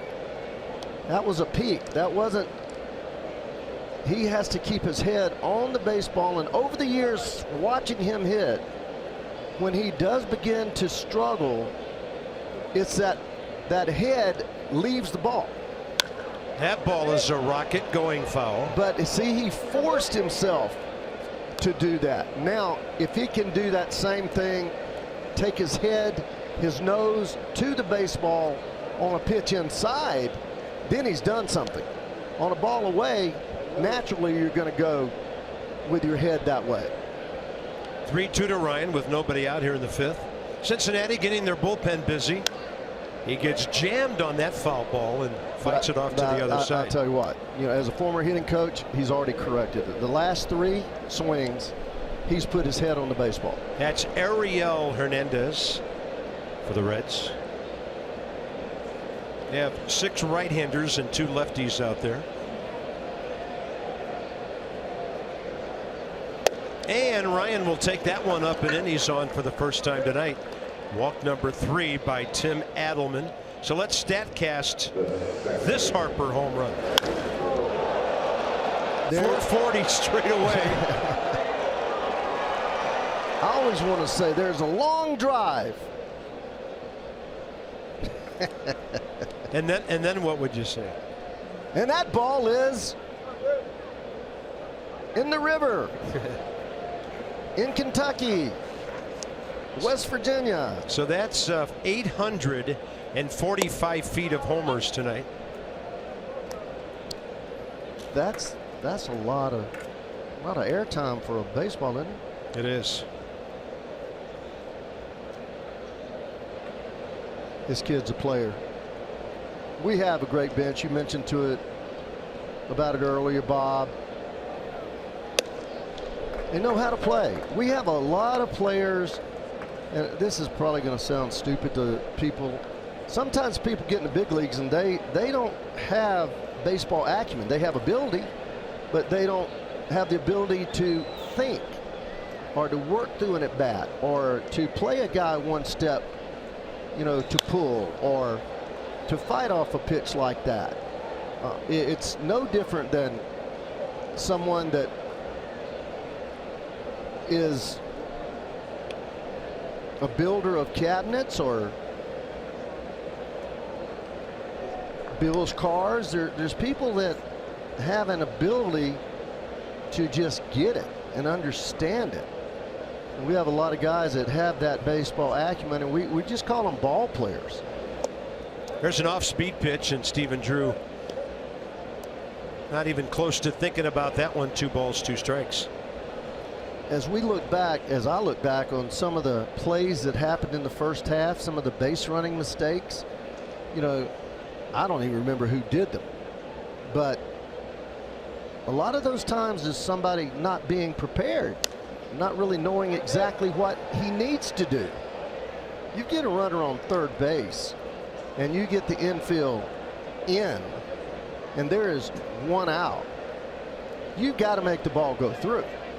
You are not going to score from third base with the infield playing in on the grass. So you got to make the ball go through. 2-2 to Drew. Nobody out here. And Tim Adelman with Anthony Rendon on deck could be 1 pitch away from being done. His next pitch will be number 98, and there are no outs here in the 5th inning. Nats have made great use of 7 hits for 5 runs. Harper's driven in 3. With the runner going, Drew serves it to the left side. That'll keep the Nats out of the double play. Zimmerman to second on the first out. Let's go inside the numbers, brought to you by Jeep. Home runs per game. This is all over baseball. And by the way, we are, it appears, getting a pitching change. So just under a home run per game back in the 13-14 seasons. Then it got over in 15, last year more, and this year a quantum leap, the most since the steroid era back in 2000. So Tim Adelman had 1 more pitch to throw, whether he got the hitter or not, and it'll be the right-hander. Hernandez against Rendon. It's all Nats in Cincinnati.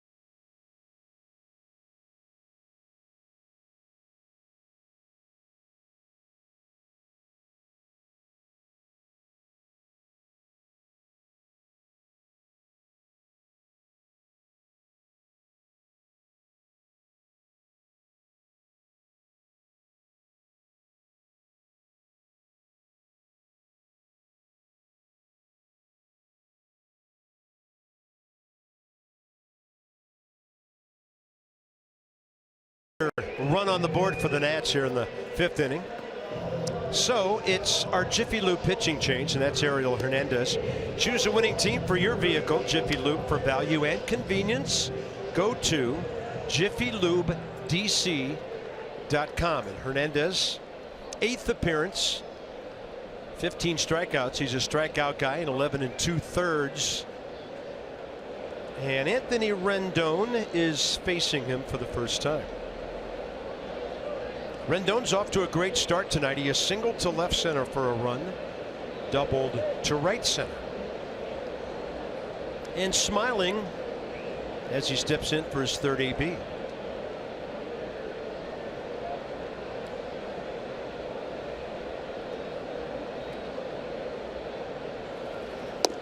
Sidearm whip, and that ball's way outside. This guy's tough to pick up. I've watched him pitch and watch hitters react.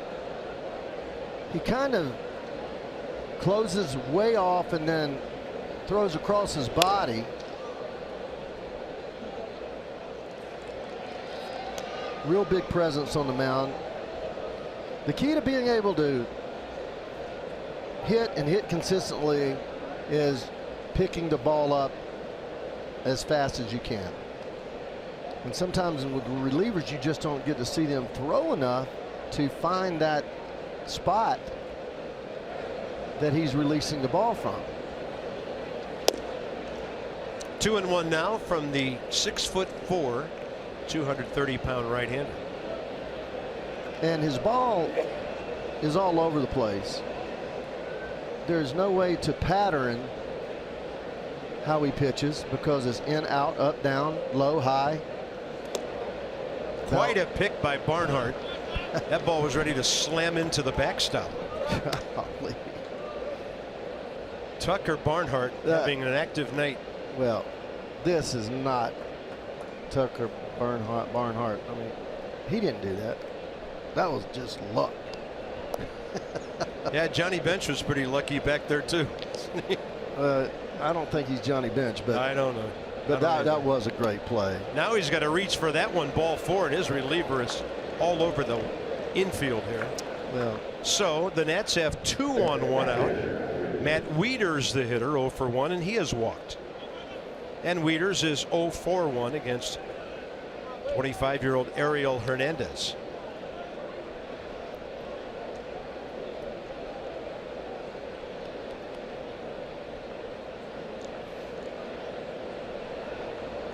Foul out and a walk for Matt tonight. That's a base hit to right. Zimmerman around third. Bob Henley's going to send him. And he's out by a little wide margin. Scott Schebler throws him out. Zimmerman gives Tucker Barnhart a pat on the hip as he walks away, representing the second out. Well, he really didn't have much chance to score if it's a good throw, because he fields this ball 200 feet away from home plate. Almost gets there, but he charged the ball so hard, and he got rid of it in a hurry. I mean, right now. Not even really a crow hop. He just steps into this thing and made a perfect throw. If it hadn't been a perfect throw, then he's got a shot. Worth taking that chance there with a 5-run lead.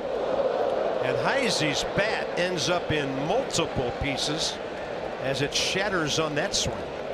You agree, Bob? You agree that that was, I mean, we're not even talking about a third base coach, but in that situation, up 5-0.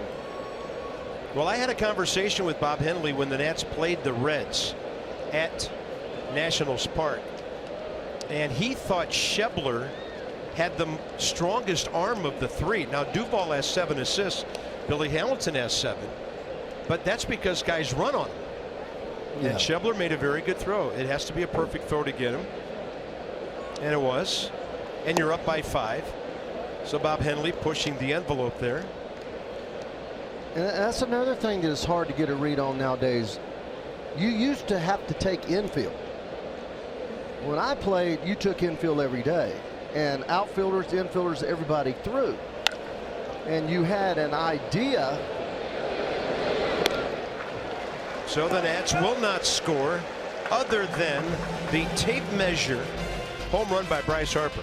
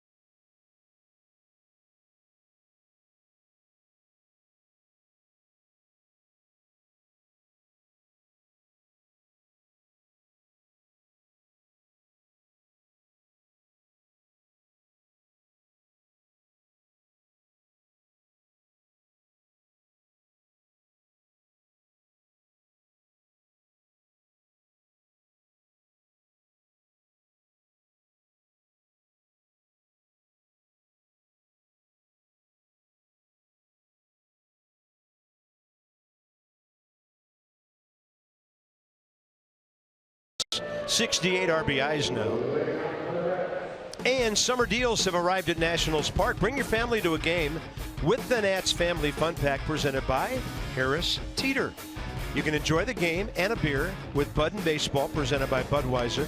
And for all the details on how you can save this summer, visit nationals.com/deals. Two great options for seeing the Nats at home. Going to be on the road here for a while. A 9-gamer, 4 here in Cincinnati. A couple at the home of the Angels. Then Bryce and company on to Arizona.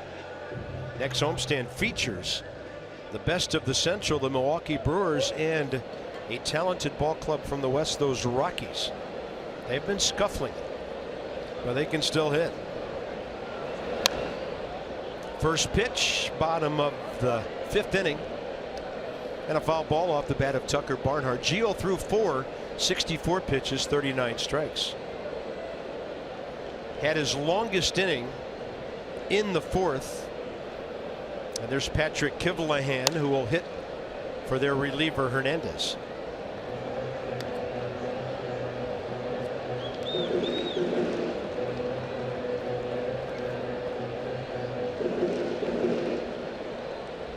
Barnhart, he's got breaking ball in the back of his mind. 90-mile-an-hour fastball, 0-1. Here comes the breaking ball. Yeah, starts it away. High chopper. Defoe on the move. He's got time with the catcher running. Well played for the first out. And for Gio, the ground ball outs. Now total 8 in the game. I really love the way that Defoe's coming to the ball. I mean, he makes it easy. And that's the way you're supposed to play the position. Shortstop is a position that you play on the balls of your feet, and you play it in front of you. You go get the ball. Patrick Kivlehan is 27 years of age from Nyack, New York. Waiver pickup for the Reds last December from San Diego. 4 for 16 in 5 games with the Pods last year. And he was 0 for 5 in 3 games with Cincinnati.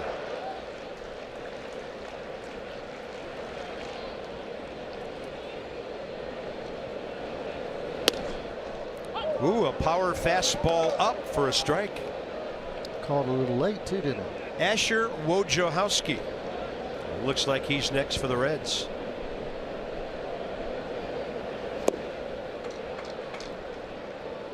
Dandy little breaking ball. Yeah, that was a quick see ya for the second out. Gio's 4th K. Mercedes-Benz on the pitch cast. Nasty. All right, we were just talking about the inning before. Gio was out there. He was walking around a little bit. He wasn't getting the ball and throwing it. He ended up having the Weeders come out and see him. He walked a hitter. He gave up a double. And look how quickly he's getting the ball and throwing it now. He's not thinking. He's just, he has that feel back.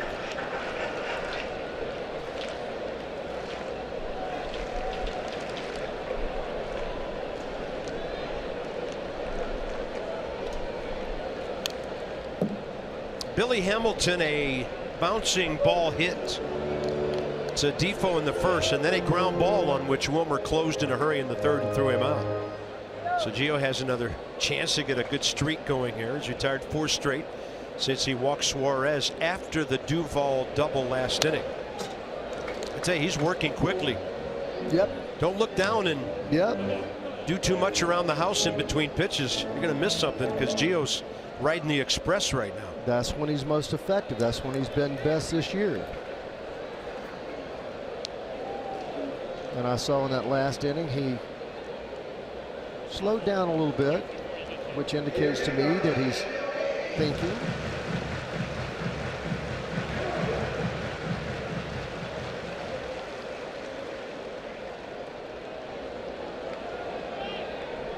Fastball in. Yeah, he buries it in there. Maybe a little bit low. You like that pitch? I like that pitch. I mean, where is this pitch? If it's touching that line, number one, as a hitter, it's hard to take that pitch. I mean, the ball, you're taught to expand a ball each side of the plate. because you don't want to get called out. Gio dots an I in there and didn't get the call. 3-2. Swing and a miss. That was a changeup up and away from the right-handed batter. So a couple of Ks in a row. Gio has 5 on the night. And in a ballpark that can test a pitcher, he's done quite well.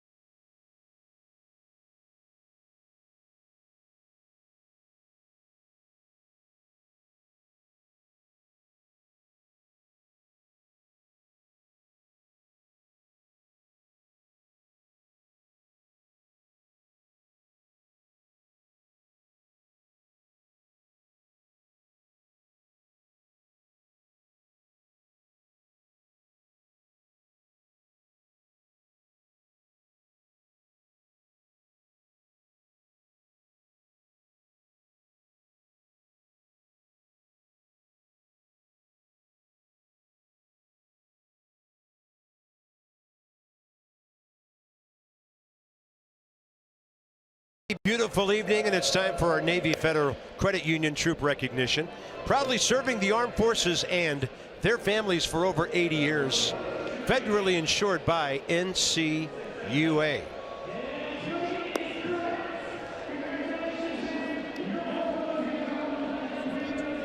Beautiful. Into the sunset, and here is 28-year-old Asher Wojciechowski.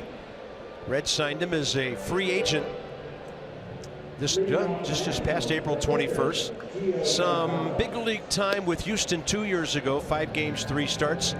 And last year with the Reds, 7 games, 4 starts. Originally drafted by the Toronto Blue Jays, and the Nats will see him for the first time.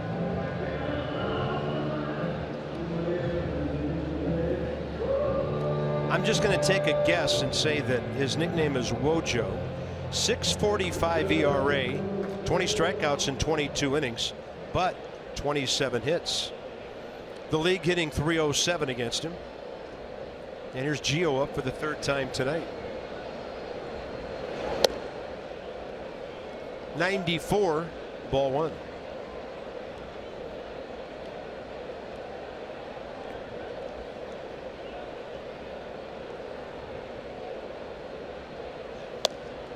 Right on the edge.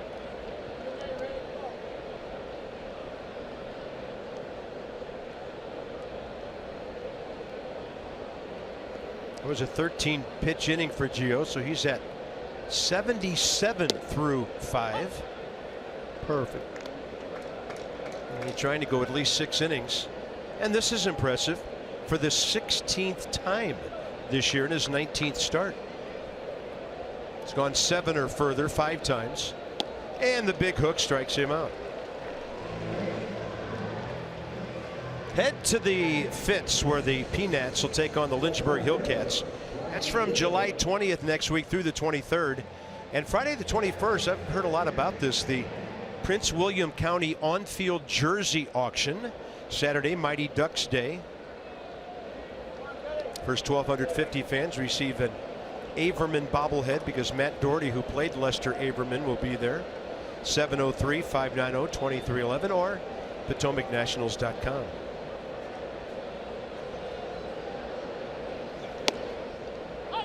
And a strike call to Brian Goodwin.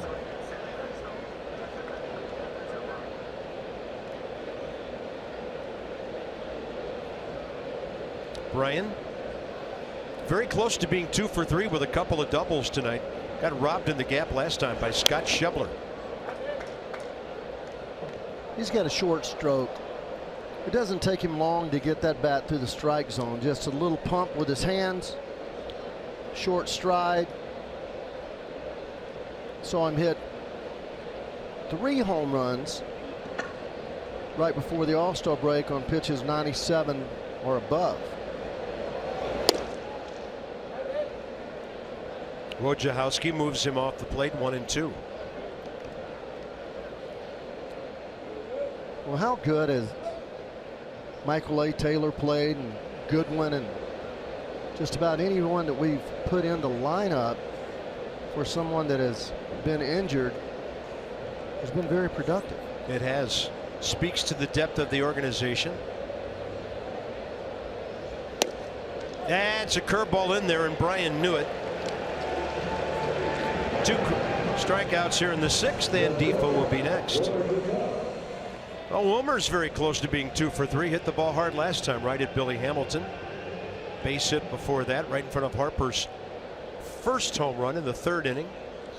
So check out the Nats box and look what the top of the order has done. First 3 hitters scoring all 5 runs, but RBIs from 5 and 6. Drew and Rendon with those clutch 2-out singles back in the 1st. And Wojciechowski, some swing and miss stuff here.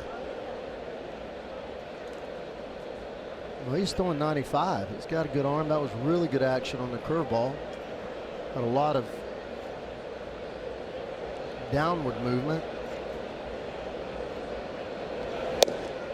And he's got some run on that one that had Defoe jumping back.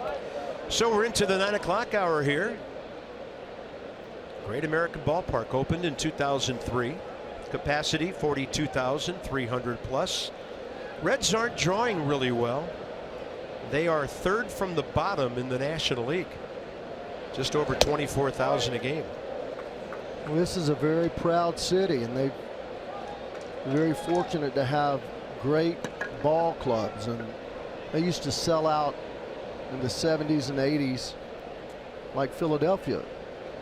Yeah. Sold out. Coming off a 68 win season last year.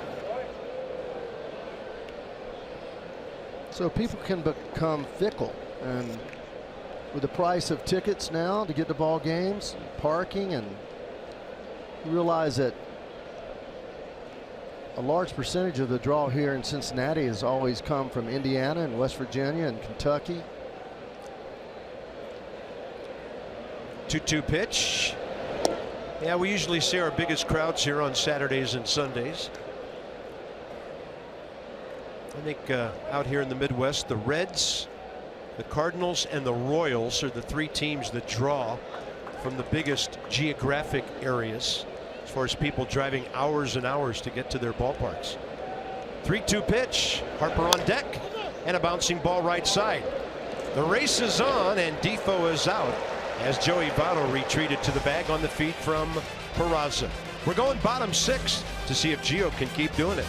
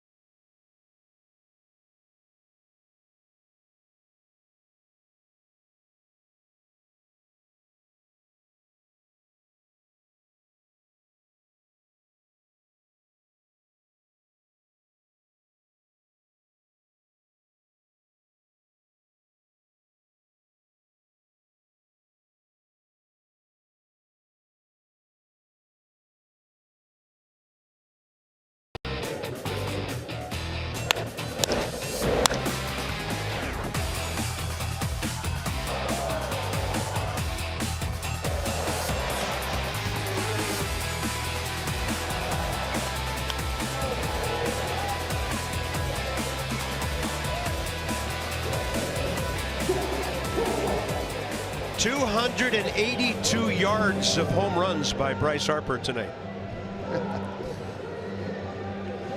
Now the Reds box, a different story. 2 singles and a double by Duvall. The singles by Hamilton and Schebler, first and second innings on the infield. Gio's done a masterful job through 5, and here he goes back to work, and the slow curve is outside to Zach Cozart. Came into the game 6th in the league at .316, 9th in on base percentage at .394. Right quad had him on the DL when they played at Washington, so we didn't get to see Zach, who hit .320 in 58 games before suffering that injury. 1-1 pitch, fastball away. Tonight a 5-4-3 double play ball, and then that fly ball to left on which Chris Heisey made a really nice running catch back toward the wall.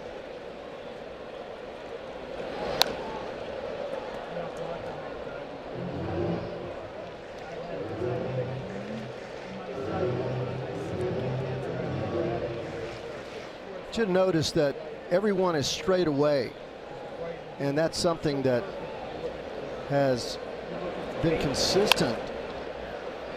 It's a good curveball there that got a ground ball, and a couple of crow hops for Wilmer Defoe, who had plenty of time there. Cozart still nursing that quad and didn't get down the line very quickly. First out, and for Gio, that's now 9 ground ball outs tonight. I really like the way that Defoe was playing shortstop. Can a play early in the game like that Billy Hamilton hit be a bit of a wake-up call for you? Not that he wasn't ready to play, but you know, you've been off for 4 days, and does the speed of the game come back and surprise you at times? It can. That was my point. That one's got some mustard on it, and in the shift, Defoe stays with that off the bat of Joey Votto. Now there's some game speed for you, Ray. Well, infielders don't want to rush, but they want to be quick. And the way you're quick is you get to the ball. So this ball is hit hard enough that he just kind of stays there and plants himself. But then he gets to the ball and picks it up with his bare hand very quickly. Bare hand, not with his glove, because that is the most sure way to pick it up. Turns around and throws a strike. Duvall a double in 2 trips. He's pulled it twice. Gio's starting to use that changeup a little more here in the last couple of innings. He ended the 5th with a changeup away that struck out Billy Hamilton. That's how it's drawn up. Establish the fastball, the curveball, because changeup is a pitch of deception, and there's really no way to look for a changeup and hit it solidly, because the arm speed tells your brain that this ball is a fastball. So if you're going to think changeup as a hitter, what you do is you think fastball and I'm hitting it to right field. Then when they throw you the changeup, it looks like the fastball, but because of the speed being killed on the ball, you'll hit it hard on the ground between third and shortstop. That one just foul. That's a nice job of getting your body behind the ball by the ball guy there. I hope you're listening to me, Bob, because I'm going to give you a test on this. It's a lot to absorb, Ray, and I think I'm okay. So far in this inning, 10 pitches by Gio. Hey, I'm with you. Hey, I know you're with me, brother. 1 ball, 2 strikes with 2 outs. So Gio's on the attack, and the Reds know they better be hacking if it's close.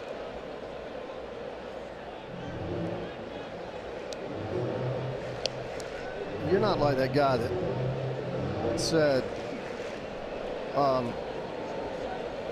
don't know that much about pitching. I know one thing about pitching. Hard to hit. Yeah. I can't hit it. Yeah. You know, speaking of pitching and the inability to hit it, we'll probably get into this as we get into the next half inning.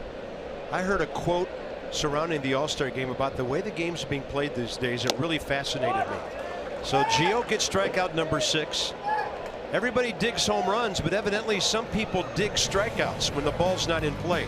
More on that when we come back.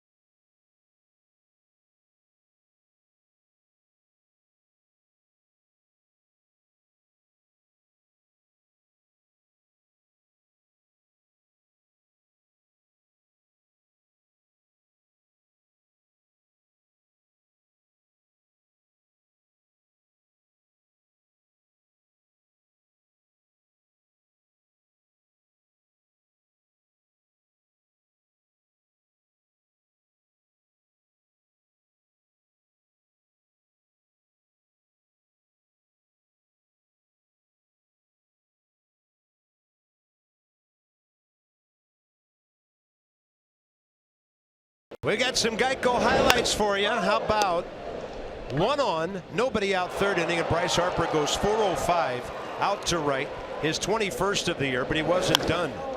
Leading off the fifth, even farther. Look at that ball hit off the green wall right in front of the club out there. And Bryce now, 14th time in his career, he's had at least 2 home runs in a game, and he's got 22 on the year with 68 RBIs. And 15 minutes could save you 15% or more on car insurance. Visit geico.com. See how much you could save. Oh yeah, he's leading off. We planned it all out for you as the 7th inning rolls around. This should be an interesting matchup because Wojciechowski can bring it, and Bryce Harper's been bringing it tonight. It's going to be interesting if he throws one of those fastballs somewhere around the middle of the plate. This is a little different monster. I mean, we have great hitters, but we only have one Bryce Harper. He's in a league of his own. Well, he's had 3 home runs in a game once. That was against the Marlins and Tom Kohler at Nationals Park a couple of years ago. Boy, he looks good, Bob. He is just so soft. There's just no rush to his swing. Well, remember the 2 home run game on the Sunday night at St. Louis. He did the same thing that night. Although he tattooed these 2 more than he did there. He kind of smoothed those out of the ballpark, but he is under control and swinging really hard tonight. That's a vicious swing, but as you said, it's totally under control. Look at the viciousness, but look at the quietness in the body. Man, I mean, that's the Stan Musial type, the Ted Williams type, where they just were soft and didn't try to overpower the ball with their body. 1-1 off speed, and it's out of play. And looking up at that foul ball, we're just now getting to twilight time here at 9:14 local in Cincinnati. These light standards, though, in this ballpark, some of the highest in baseball. It's hard for the ball to get out of the arc of the lights here.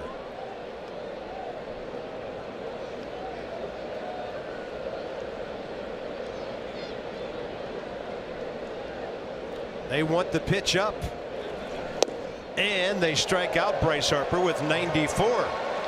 Wojciechowski has fanned 3 of the 4 batters he's faced. Nissan on the pitch cast.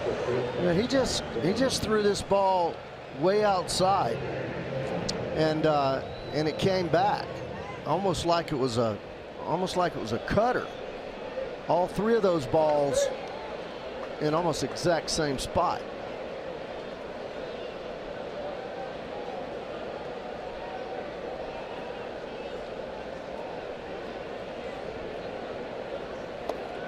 And that heartbreaking ball away to Ryan Zimmerman. 0 for 2 with a walk.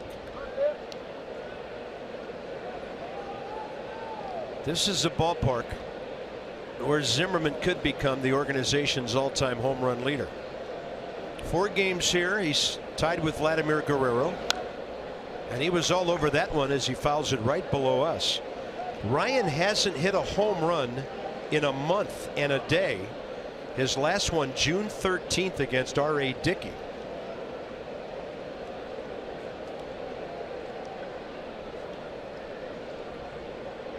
So Ryan had 19 homers in right around 59, 60 games. Now we're at game number 89.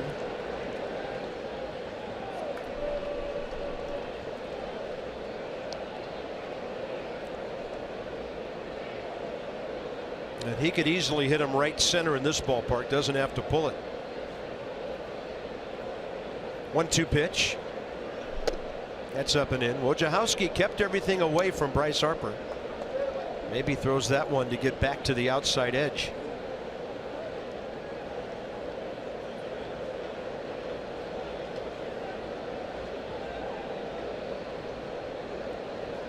Well, he's working in, out, out, out.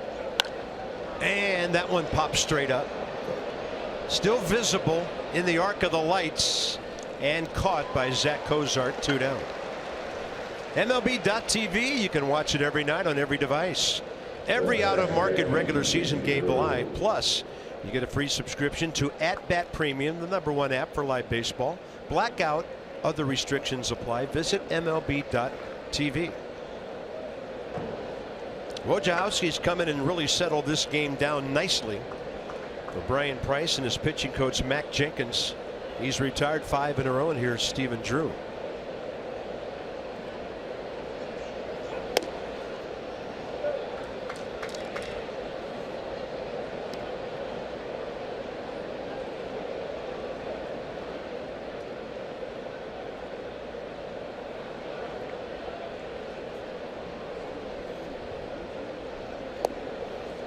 Mixing in the off speed pretty well.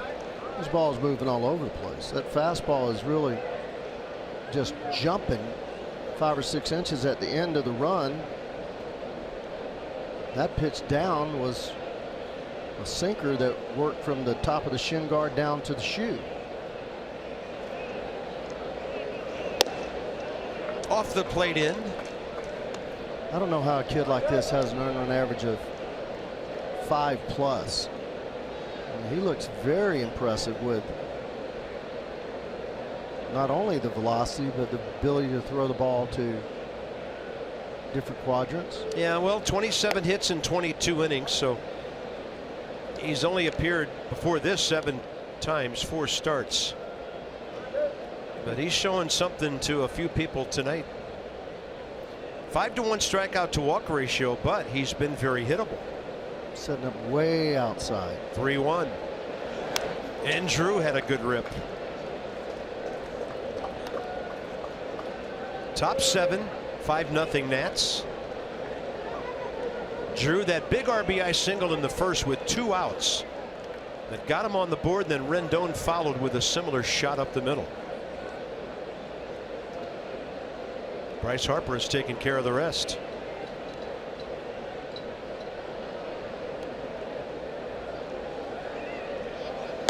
Another strikeout for Wojciechowski. 6 in a row retired, 4 on strikes. Time to stretch in Cincinnati.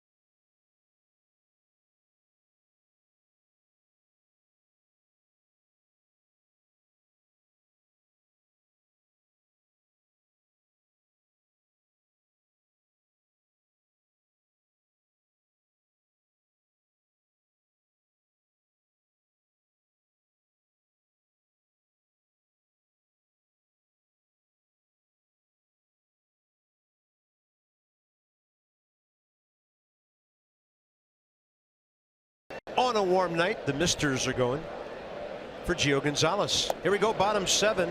Suarez, Schebler, Peraza. 5, 6, 7 for the Reds, who've been held to 3 hits.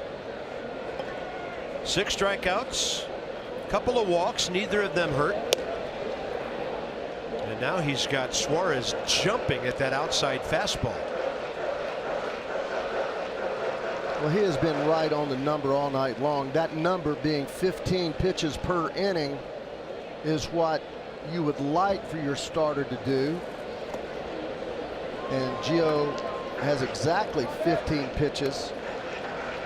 You can multiply the 6 times 15, 90. So if everything works out just right, he'll go 7 innings and throw 105 pitches. 3-1.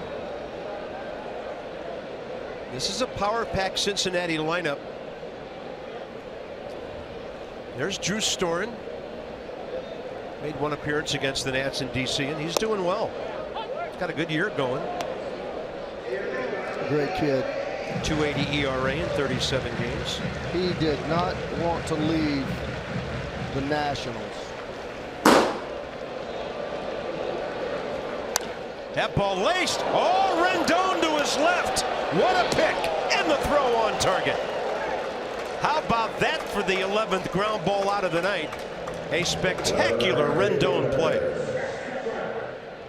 Well, I keep saying it. Nobody's better. I don't care how much you talk about Arenado or Machado. I don't care. This guy can flat out play some third base. And there is nobody better. There's not a play that he can't make. That ball is toasted down there. You have to be moving as soon as the ball is being made contact with. Then you have to get up, right yourself, get balanced, and put something on your throw. As my late friend Sonny Roberto used to say, with the best of them, he can catch it with the best of them. That was great. Here's Schebler. Swing and a miss. A base hit, a steal, and a strikeout. Remember Gio's curveball that struck him out with 2 men aboard for the second out in the 4th. That was big. 4-0 game at that time. So we have 11 ground ball outs now. How about 12? Drew called off Defoe. 2 down. And if Gio gets a really quick inning here, Dusty might consider sending him back out there. How about some strikeouts tonight? He's had 6. Yes, sir. There's the fastball on the double play. And now we'll get some strikeouts. Fastball, high, nasty hook. Then he comes back with another hook. And when he throws a hook the way he wants to, they're not going to do anything. You think hook, it gives you the cheese ball. 91. He's pitching his heart out. And you just are getting used to Gio throwing these types of games. Looking to go 7 for the 6th time this year. Last time he did it was in that frustrating 2-1 loss at St. Louis. Chopper third base way. Rendon comes to get it. Fair ball. 3 ground ball outs in the 7th. And Gio Gonzalez. That was an 11-pitch inning. Anthony Rendon, after a spectacular play, leads off.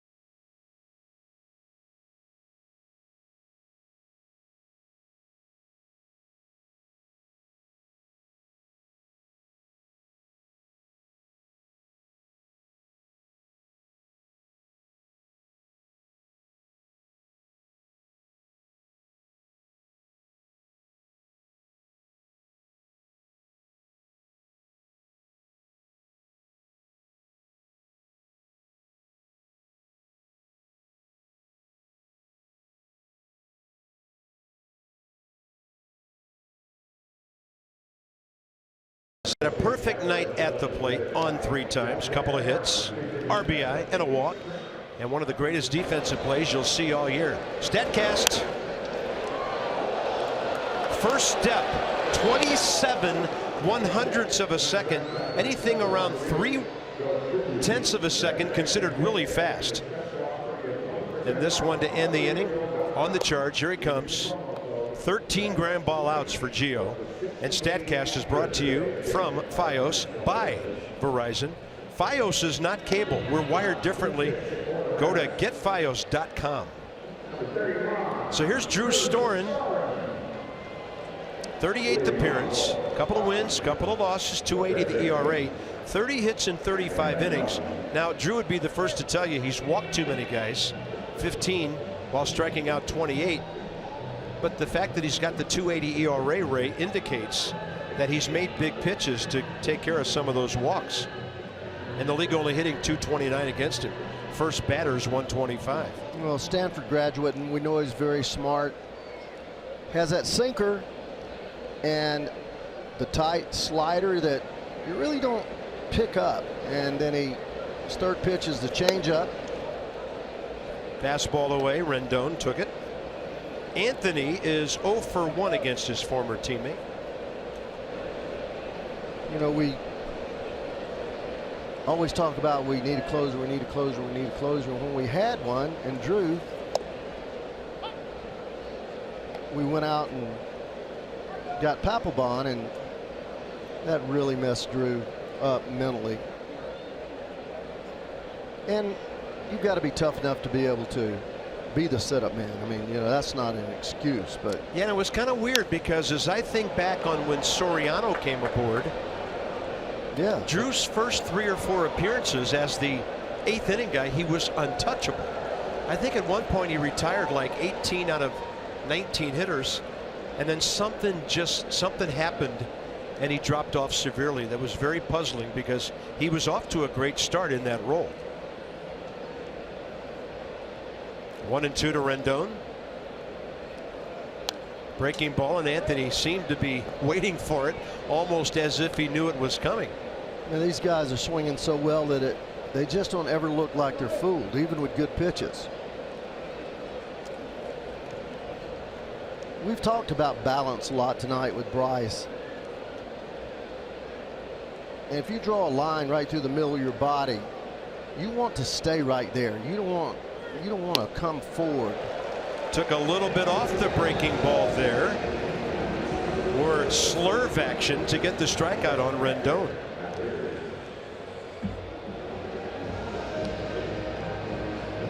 He's got that crazy delivery where he comes, he sets, he stops, and then he's got that quick arm. But from this angle, it doesn't look like the slider does much, but it actually breaks a long way parallel to the ground.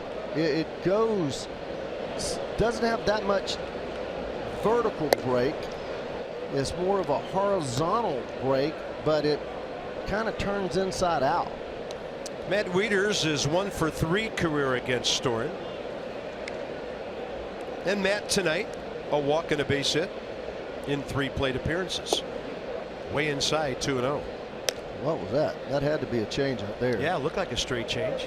Because did you see the bottom fall out of that ball? Is he tinkering? I think I remember Drew when we talked on the field when the Reds were in town that he was coming up with a new wrinkle here and there. I mean, you have to make adjustments.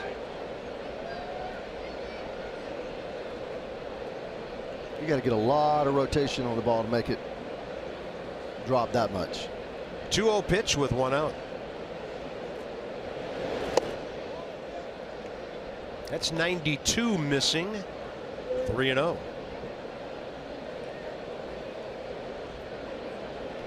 I'd let him swing here. You got a 5-0 lead, righty against lefty.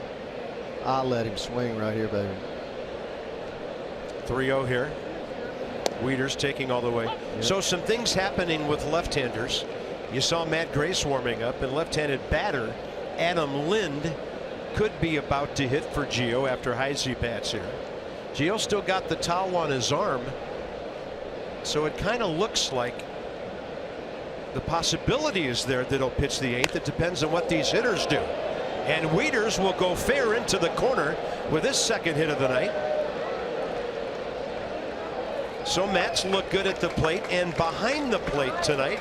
He's 2 for 3 and on base for the 3rd time. Well, he got ahead of him. 3-1. Here comes the fastball. And he just saw enough pitches that he was able to time the fastball as far as speed. Got the barrel way out front. So his 14th double, his 23rd extra base hit. Gio on deck for now. Could be a decoy. He's at 101 pitches after that quick 3 ground ball 7th. And Anthony Rendon probably saved him at least a handful of pitches with that play. Heisey 0 for 3 tonight. Eager to contribute. 1 plate appearance career against Drew Storen, and a walk. Well, we have a long way to go, and I'm just going to voice. It's not my. I'm certainly not about to say something about whether he should stay in or stay out of the game. Well, I guess I am. Go ahead. When you have 105 pitches and you've thrown 7 outstanding innings and you're just coming off the All-Star break and none of your guys in the bullpen have gotten any work in 4, 5, 6 days, I believe you're better off saying, Gio, you've had enough, and start getting that bullpen in order and getting them work. A couple of new faces out there tonight, Austin Adams and Trevor Gott. Matt Grace has been throwing the ball well from the left side. So even if Heisey makes an out or gets a hit, the inning would still continue, and Adam Lind is ready.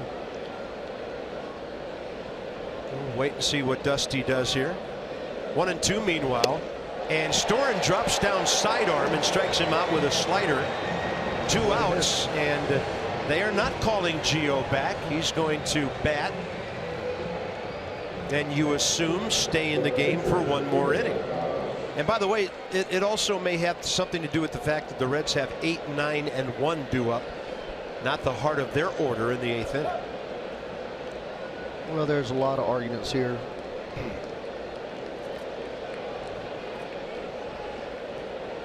And I think the strongest pro him staying in the game is he's throwing so well. And Gio taking a big cut against a guy who saved many games for him. And a lot of it has to do with pitches thrown under duress.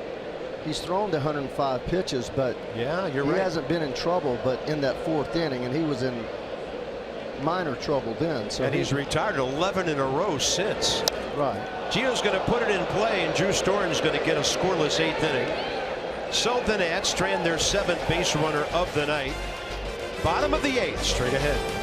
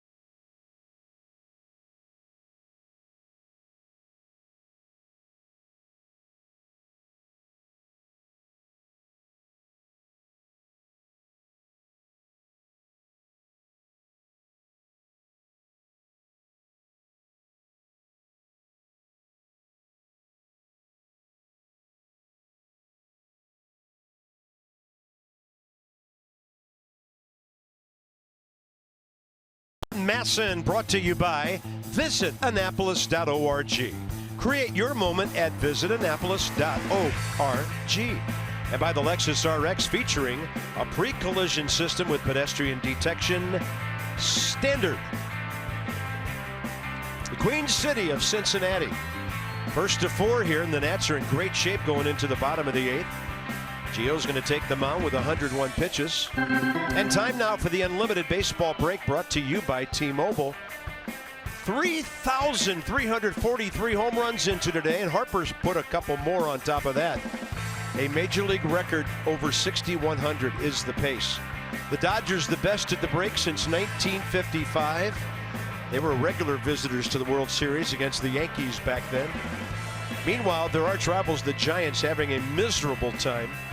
Most in team history at the break. The Giants lost 4 in a row after Sunday. They're 34-56, and get this, 27 games behind the Dodgers. Barnhart, a pinch hitter, and then the top of the order for the Reds here, bottom 8.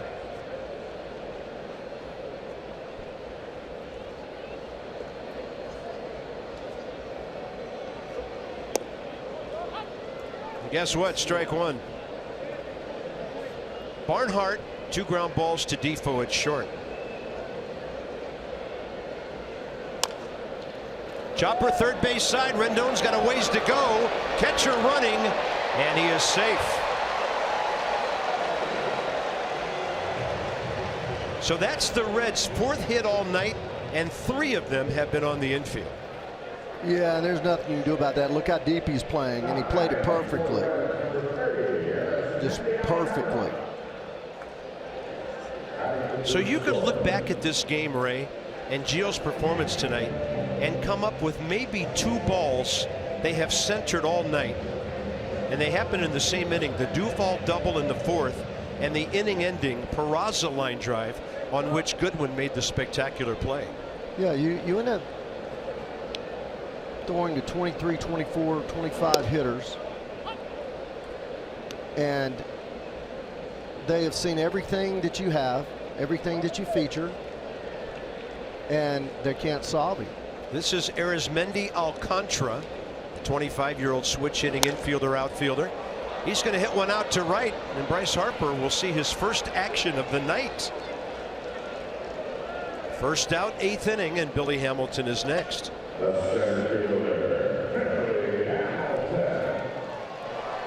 Gio's longest outing has now been equaled. He went 7 in the 3rd, April 16th, at home against the Phillies in a 6-4 win. 5 hits, only 2 earned runs. Walked 3, struck out just 2 that night. And he did that on 105 pitches. So 1 more out for his season best. Curveball picked by Wieters. Billy Hamilton, infield hit first inning, and since then, grounded to short and a swinging strikeout. He keeps lifting up his left leg. Gio does. He genuflexing it after every pitch right now. Rendon, Fair ball to second for 1. It's all right. They got the lead runner. And how busy is Anthony Rendon tonight? And how good is he? I mean, how good is he? Been outstanding. These are not easy plays. These are plays that are ripped with overspin. And he gets there. One of the reasons why he is so good, he has that great quickness. He can run exceptionally well, and that quickness allows him to get to that ball before it gets to that overspin bottom hop. 2 outs. Cozart 0 for 3. He had one of the other well-hit balls. If he centered it, it probably would have gone over Heisey's head to the wall.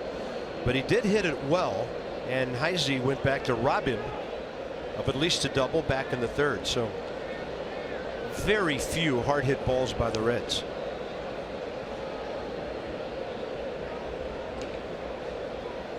First pitch curveball, a beauty. Blake Trinan has joined Matt Grace.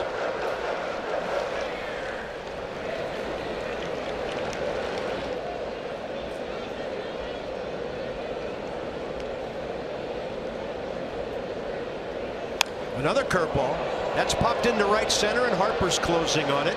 And Gio Gonzalez, given another inning by Dusty Baker, rewards his skipper. 8 brilliant innings tonight. Harper will hit third coming up.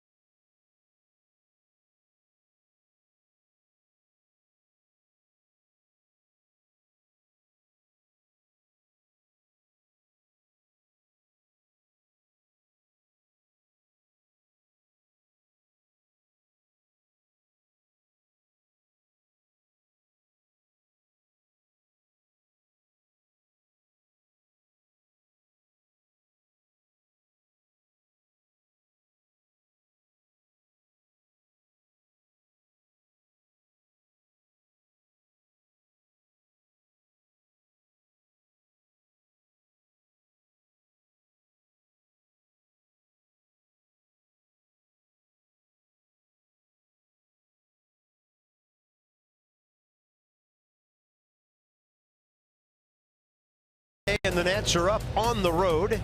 It's brought to you by Hi Rosie, Dominion National, providing innovative, high-value dental and vision benefits to area employers and individuals.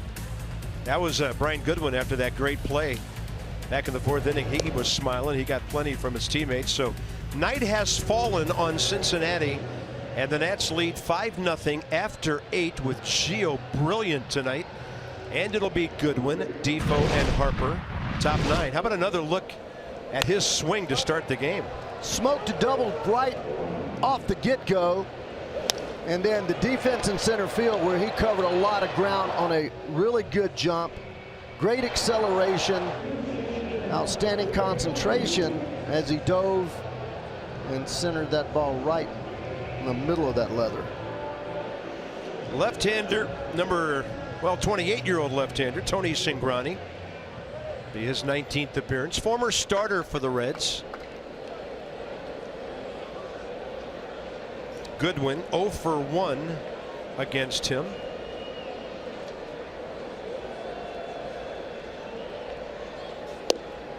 Strike call.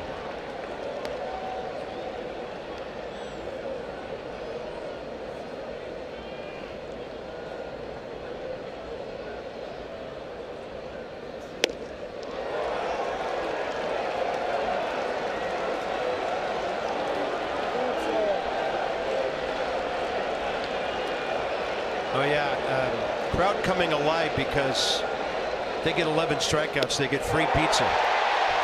So that's why they're excited about a strikeout in the 9th inning in a 5-run game. We'll be pretty excited to watch Max, the All-Star, take on Luis Castillo tomorrow. Max in 10 road starts, an amazing 1.47 ERA, and he's 7-2. And there's Luis Castillo. He was ahead in his major league debut at the Nats June 23rd, but Washington came back to win. That's a throw off the bag by Suarez and saved by Joey Votto. 2 down.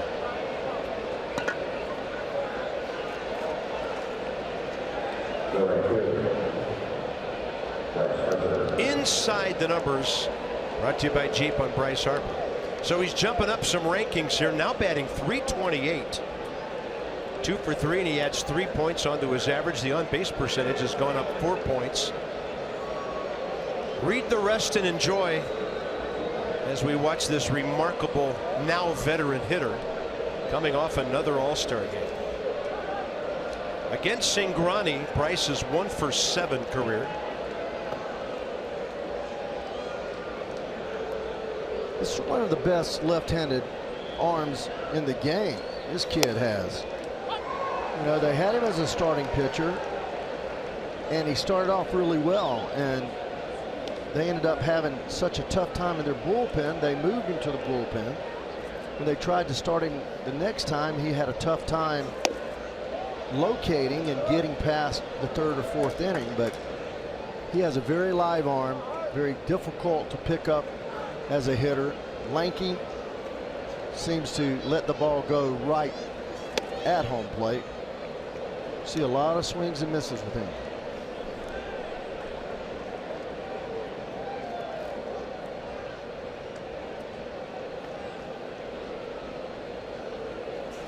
Yeah, ball gets on you in a hurry. He tried to scramble for that ball, but his shortstop was playing up the middle, and Cingrani's going to run off the field with his teammates. Matt Albers for the 9th, it appears.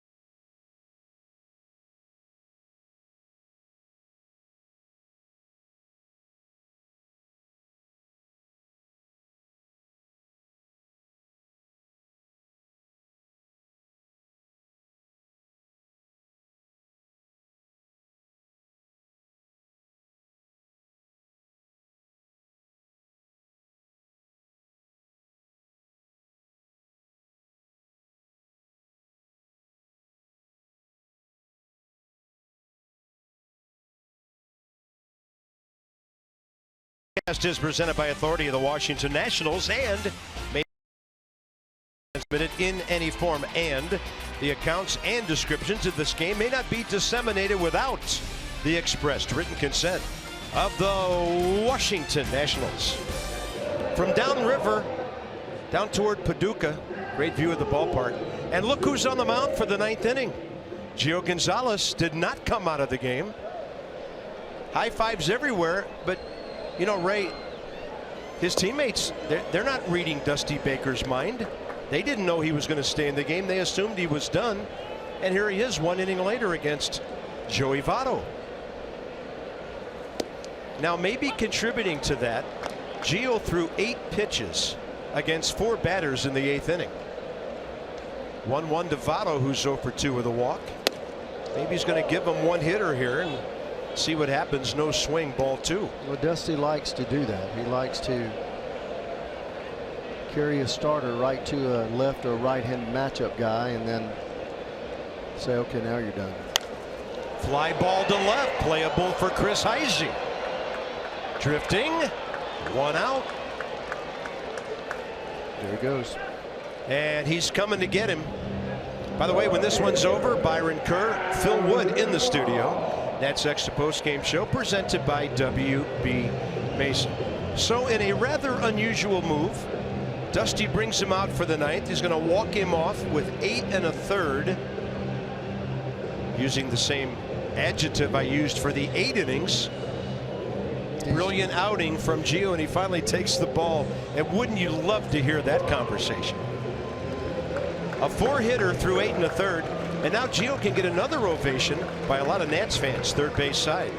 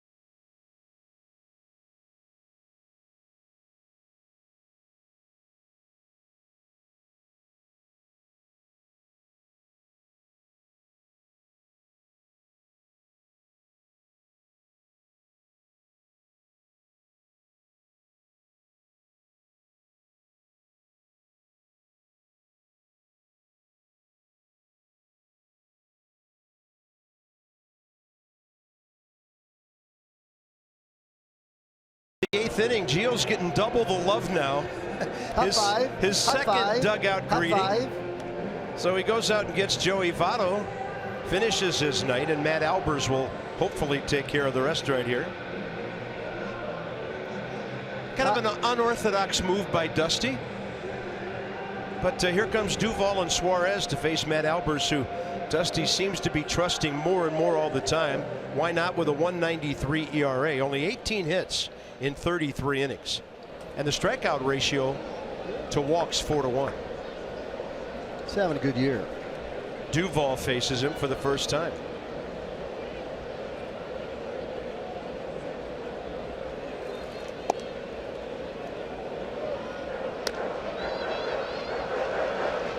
What I liked about that scene, if you paid close attention, Scherzer, Strauss right there smiling, right there with him, giving him support.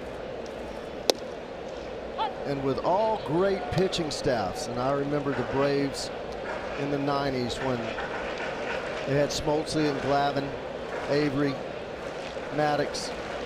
They did everything together, and they challenged each other. Yeah. They made each other better, and you just love to see it.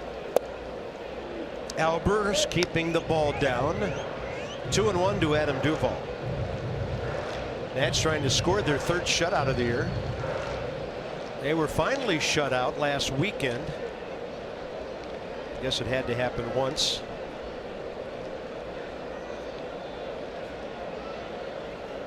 And Albers gives up a base hit over short to Duvall, who's 2 for 4 tonight.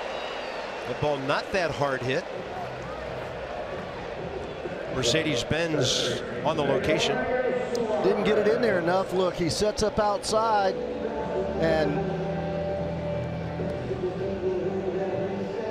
he didn't hit that ball hard.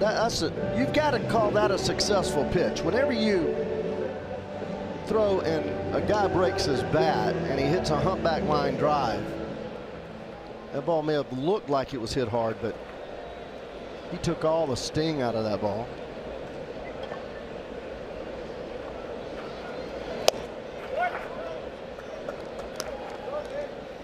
And by the way, our brilliant stat guy Carter Myers tells me that this is the 8th time a Nat starter has gone 8 or more this season. And as you would guess,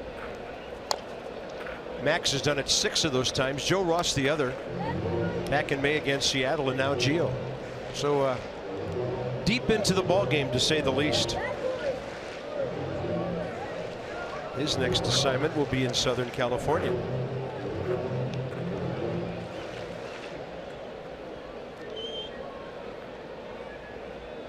One and 1 to Suarez, who's 0 for 2 with a walk.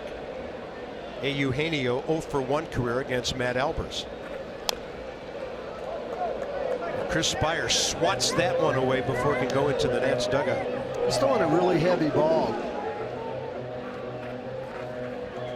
What that means is when the ball gets to the plate, it has so much sideways action to it and so much rotation on it, spin, it just feels real heavy when you hit it with the bat or you catch it with the glove.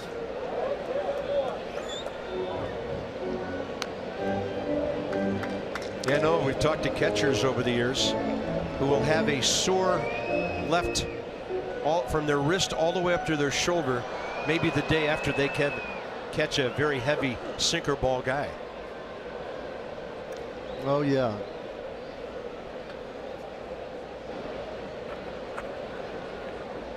One and 2. That's the breaking ball. That's the one pitch he has a little bit of trouble with. When he throws it, he can throw a dandy one, but you see him throw quite a few that aren't located well and that don't break well. Now his best one is as good as anyone, but his worst one is not so good.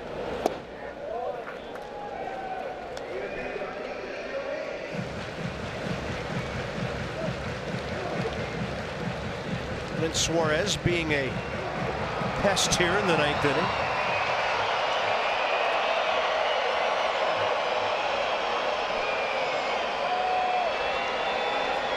3-2. Up by 5. Got to throw a strike. He did.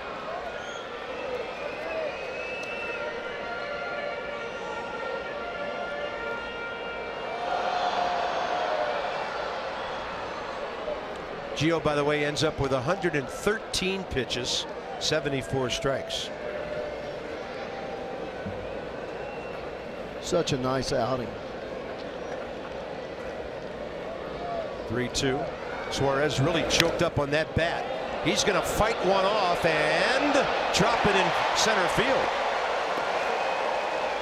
And again, Cincinnati just hasn't hit the ball hard at all, basically, against the Nats staff tonight. So 2 on, 1 out in the ninth. Well, he goes inside, and that heavy fastball hits him below the label, and you're not getting much from this distance-wise, and it's going to get on the ground in a hurry. You know, I mentioned he was choked up there, Ray. Yeah. If you're not choked up, that probably shatters your bat, right? Yeah. Maybe you pop it up to an infield. Yes.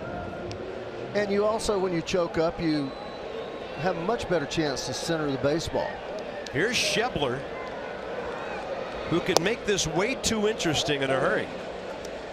He has hit against Matt before. Ground ball out 0 for 1 career. He can also hit into a double play. There you go. There you go. Matt Grace is up again. If they get one more base runner, don't worry about that later. 1-1. He's just going to hit in a double play here, buddy. I like it. I like it. As I mentioned earlier tonight, Schebler, who can really run, has hit into 6 of those this year. Drew really playing him to pull. That'd be a long first throw for the double play. Swing and a foul tip on a fastball up. Now Drew takes a few steps to his right. Let's see if he stays now that there. There are 2 strikes. Now they're bringing both guys over. I'm not sure why you would have. I have no idea why they just made that switch. Well, they've got they've got research that shows that with 2 strikes, Schebler's more likely to pull the ball, evidently. Okay.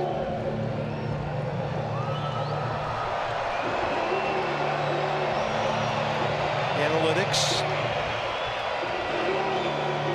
must show that Schebler is a different hitter with 2 strikes than with 1. And, you know, they take this stuff so far, it might even be with 2 men on base.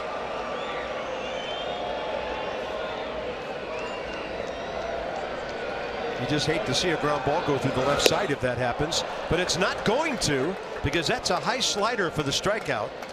And the Nats are 1 out away from a Game 1 win in Cincinnati. Well, once again, instead of going with the changeup, he goes with the slider, and there wasn't a lot of slide to it. 90 miles an hour. He throws his fastball 94, 95, but that was a slider, the hard slider, that the location, because it was out away from him, is what did the trick. Jose Peraza 0 for 1 career against Albers. Bouncing ball. Rendon, busy night. Safe at first.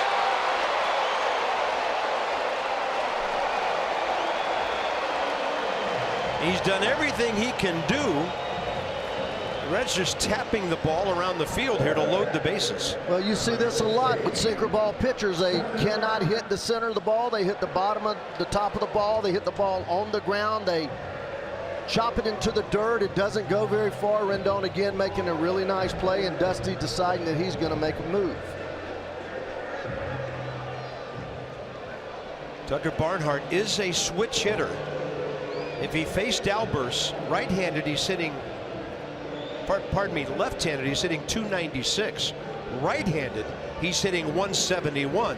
And this is a safe situation for Matt Grace.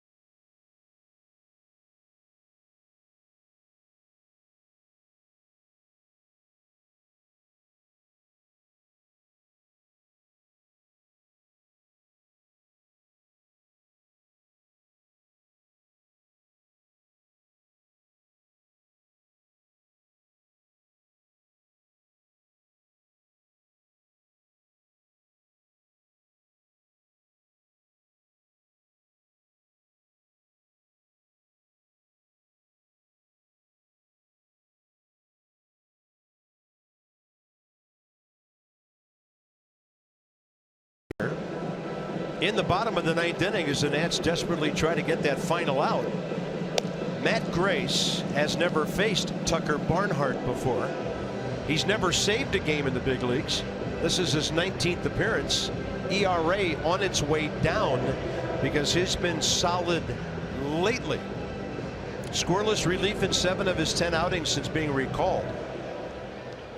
And Tucker Barnhart now, who, as I mentioned, is hitting 171 right-handed, the reason for this move.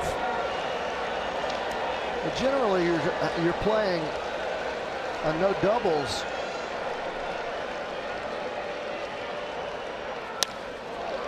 Right side. Drew is going to end the game with a fantastic play. The Nats infield brilliant tonight, and they win game 1 here in Cincinnati. Gio goes 8 1/3, and Matt Grace gets his first big league save on 1 pitch, and you know he'll want to keep that baseball. For sure, that ball looked like to me from up here it was going to be a base hit. He had to go a long way for that ball. There was a lot of space and air between Drew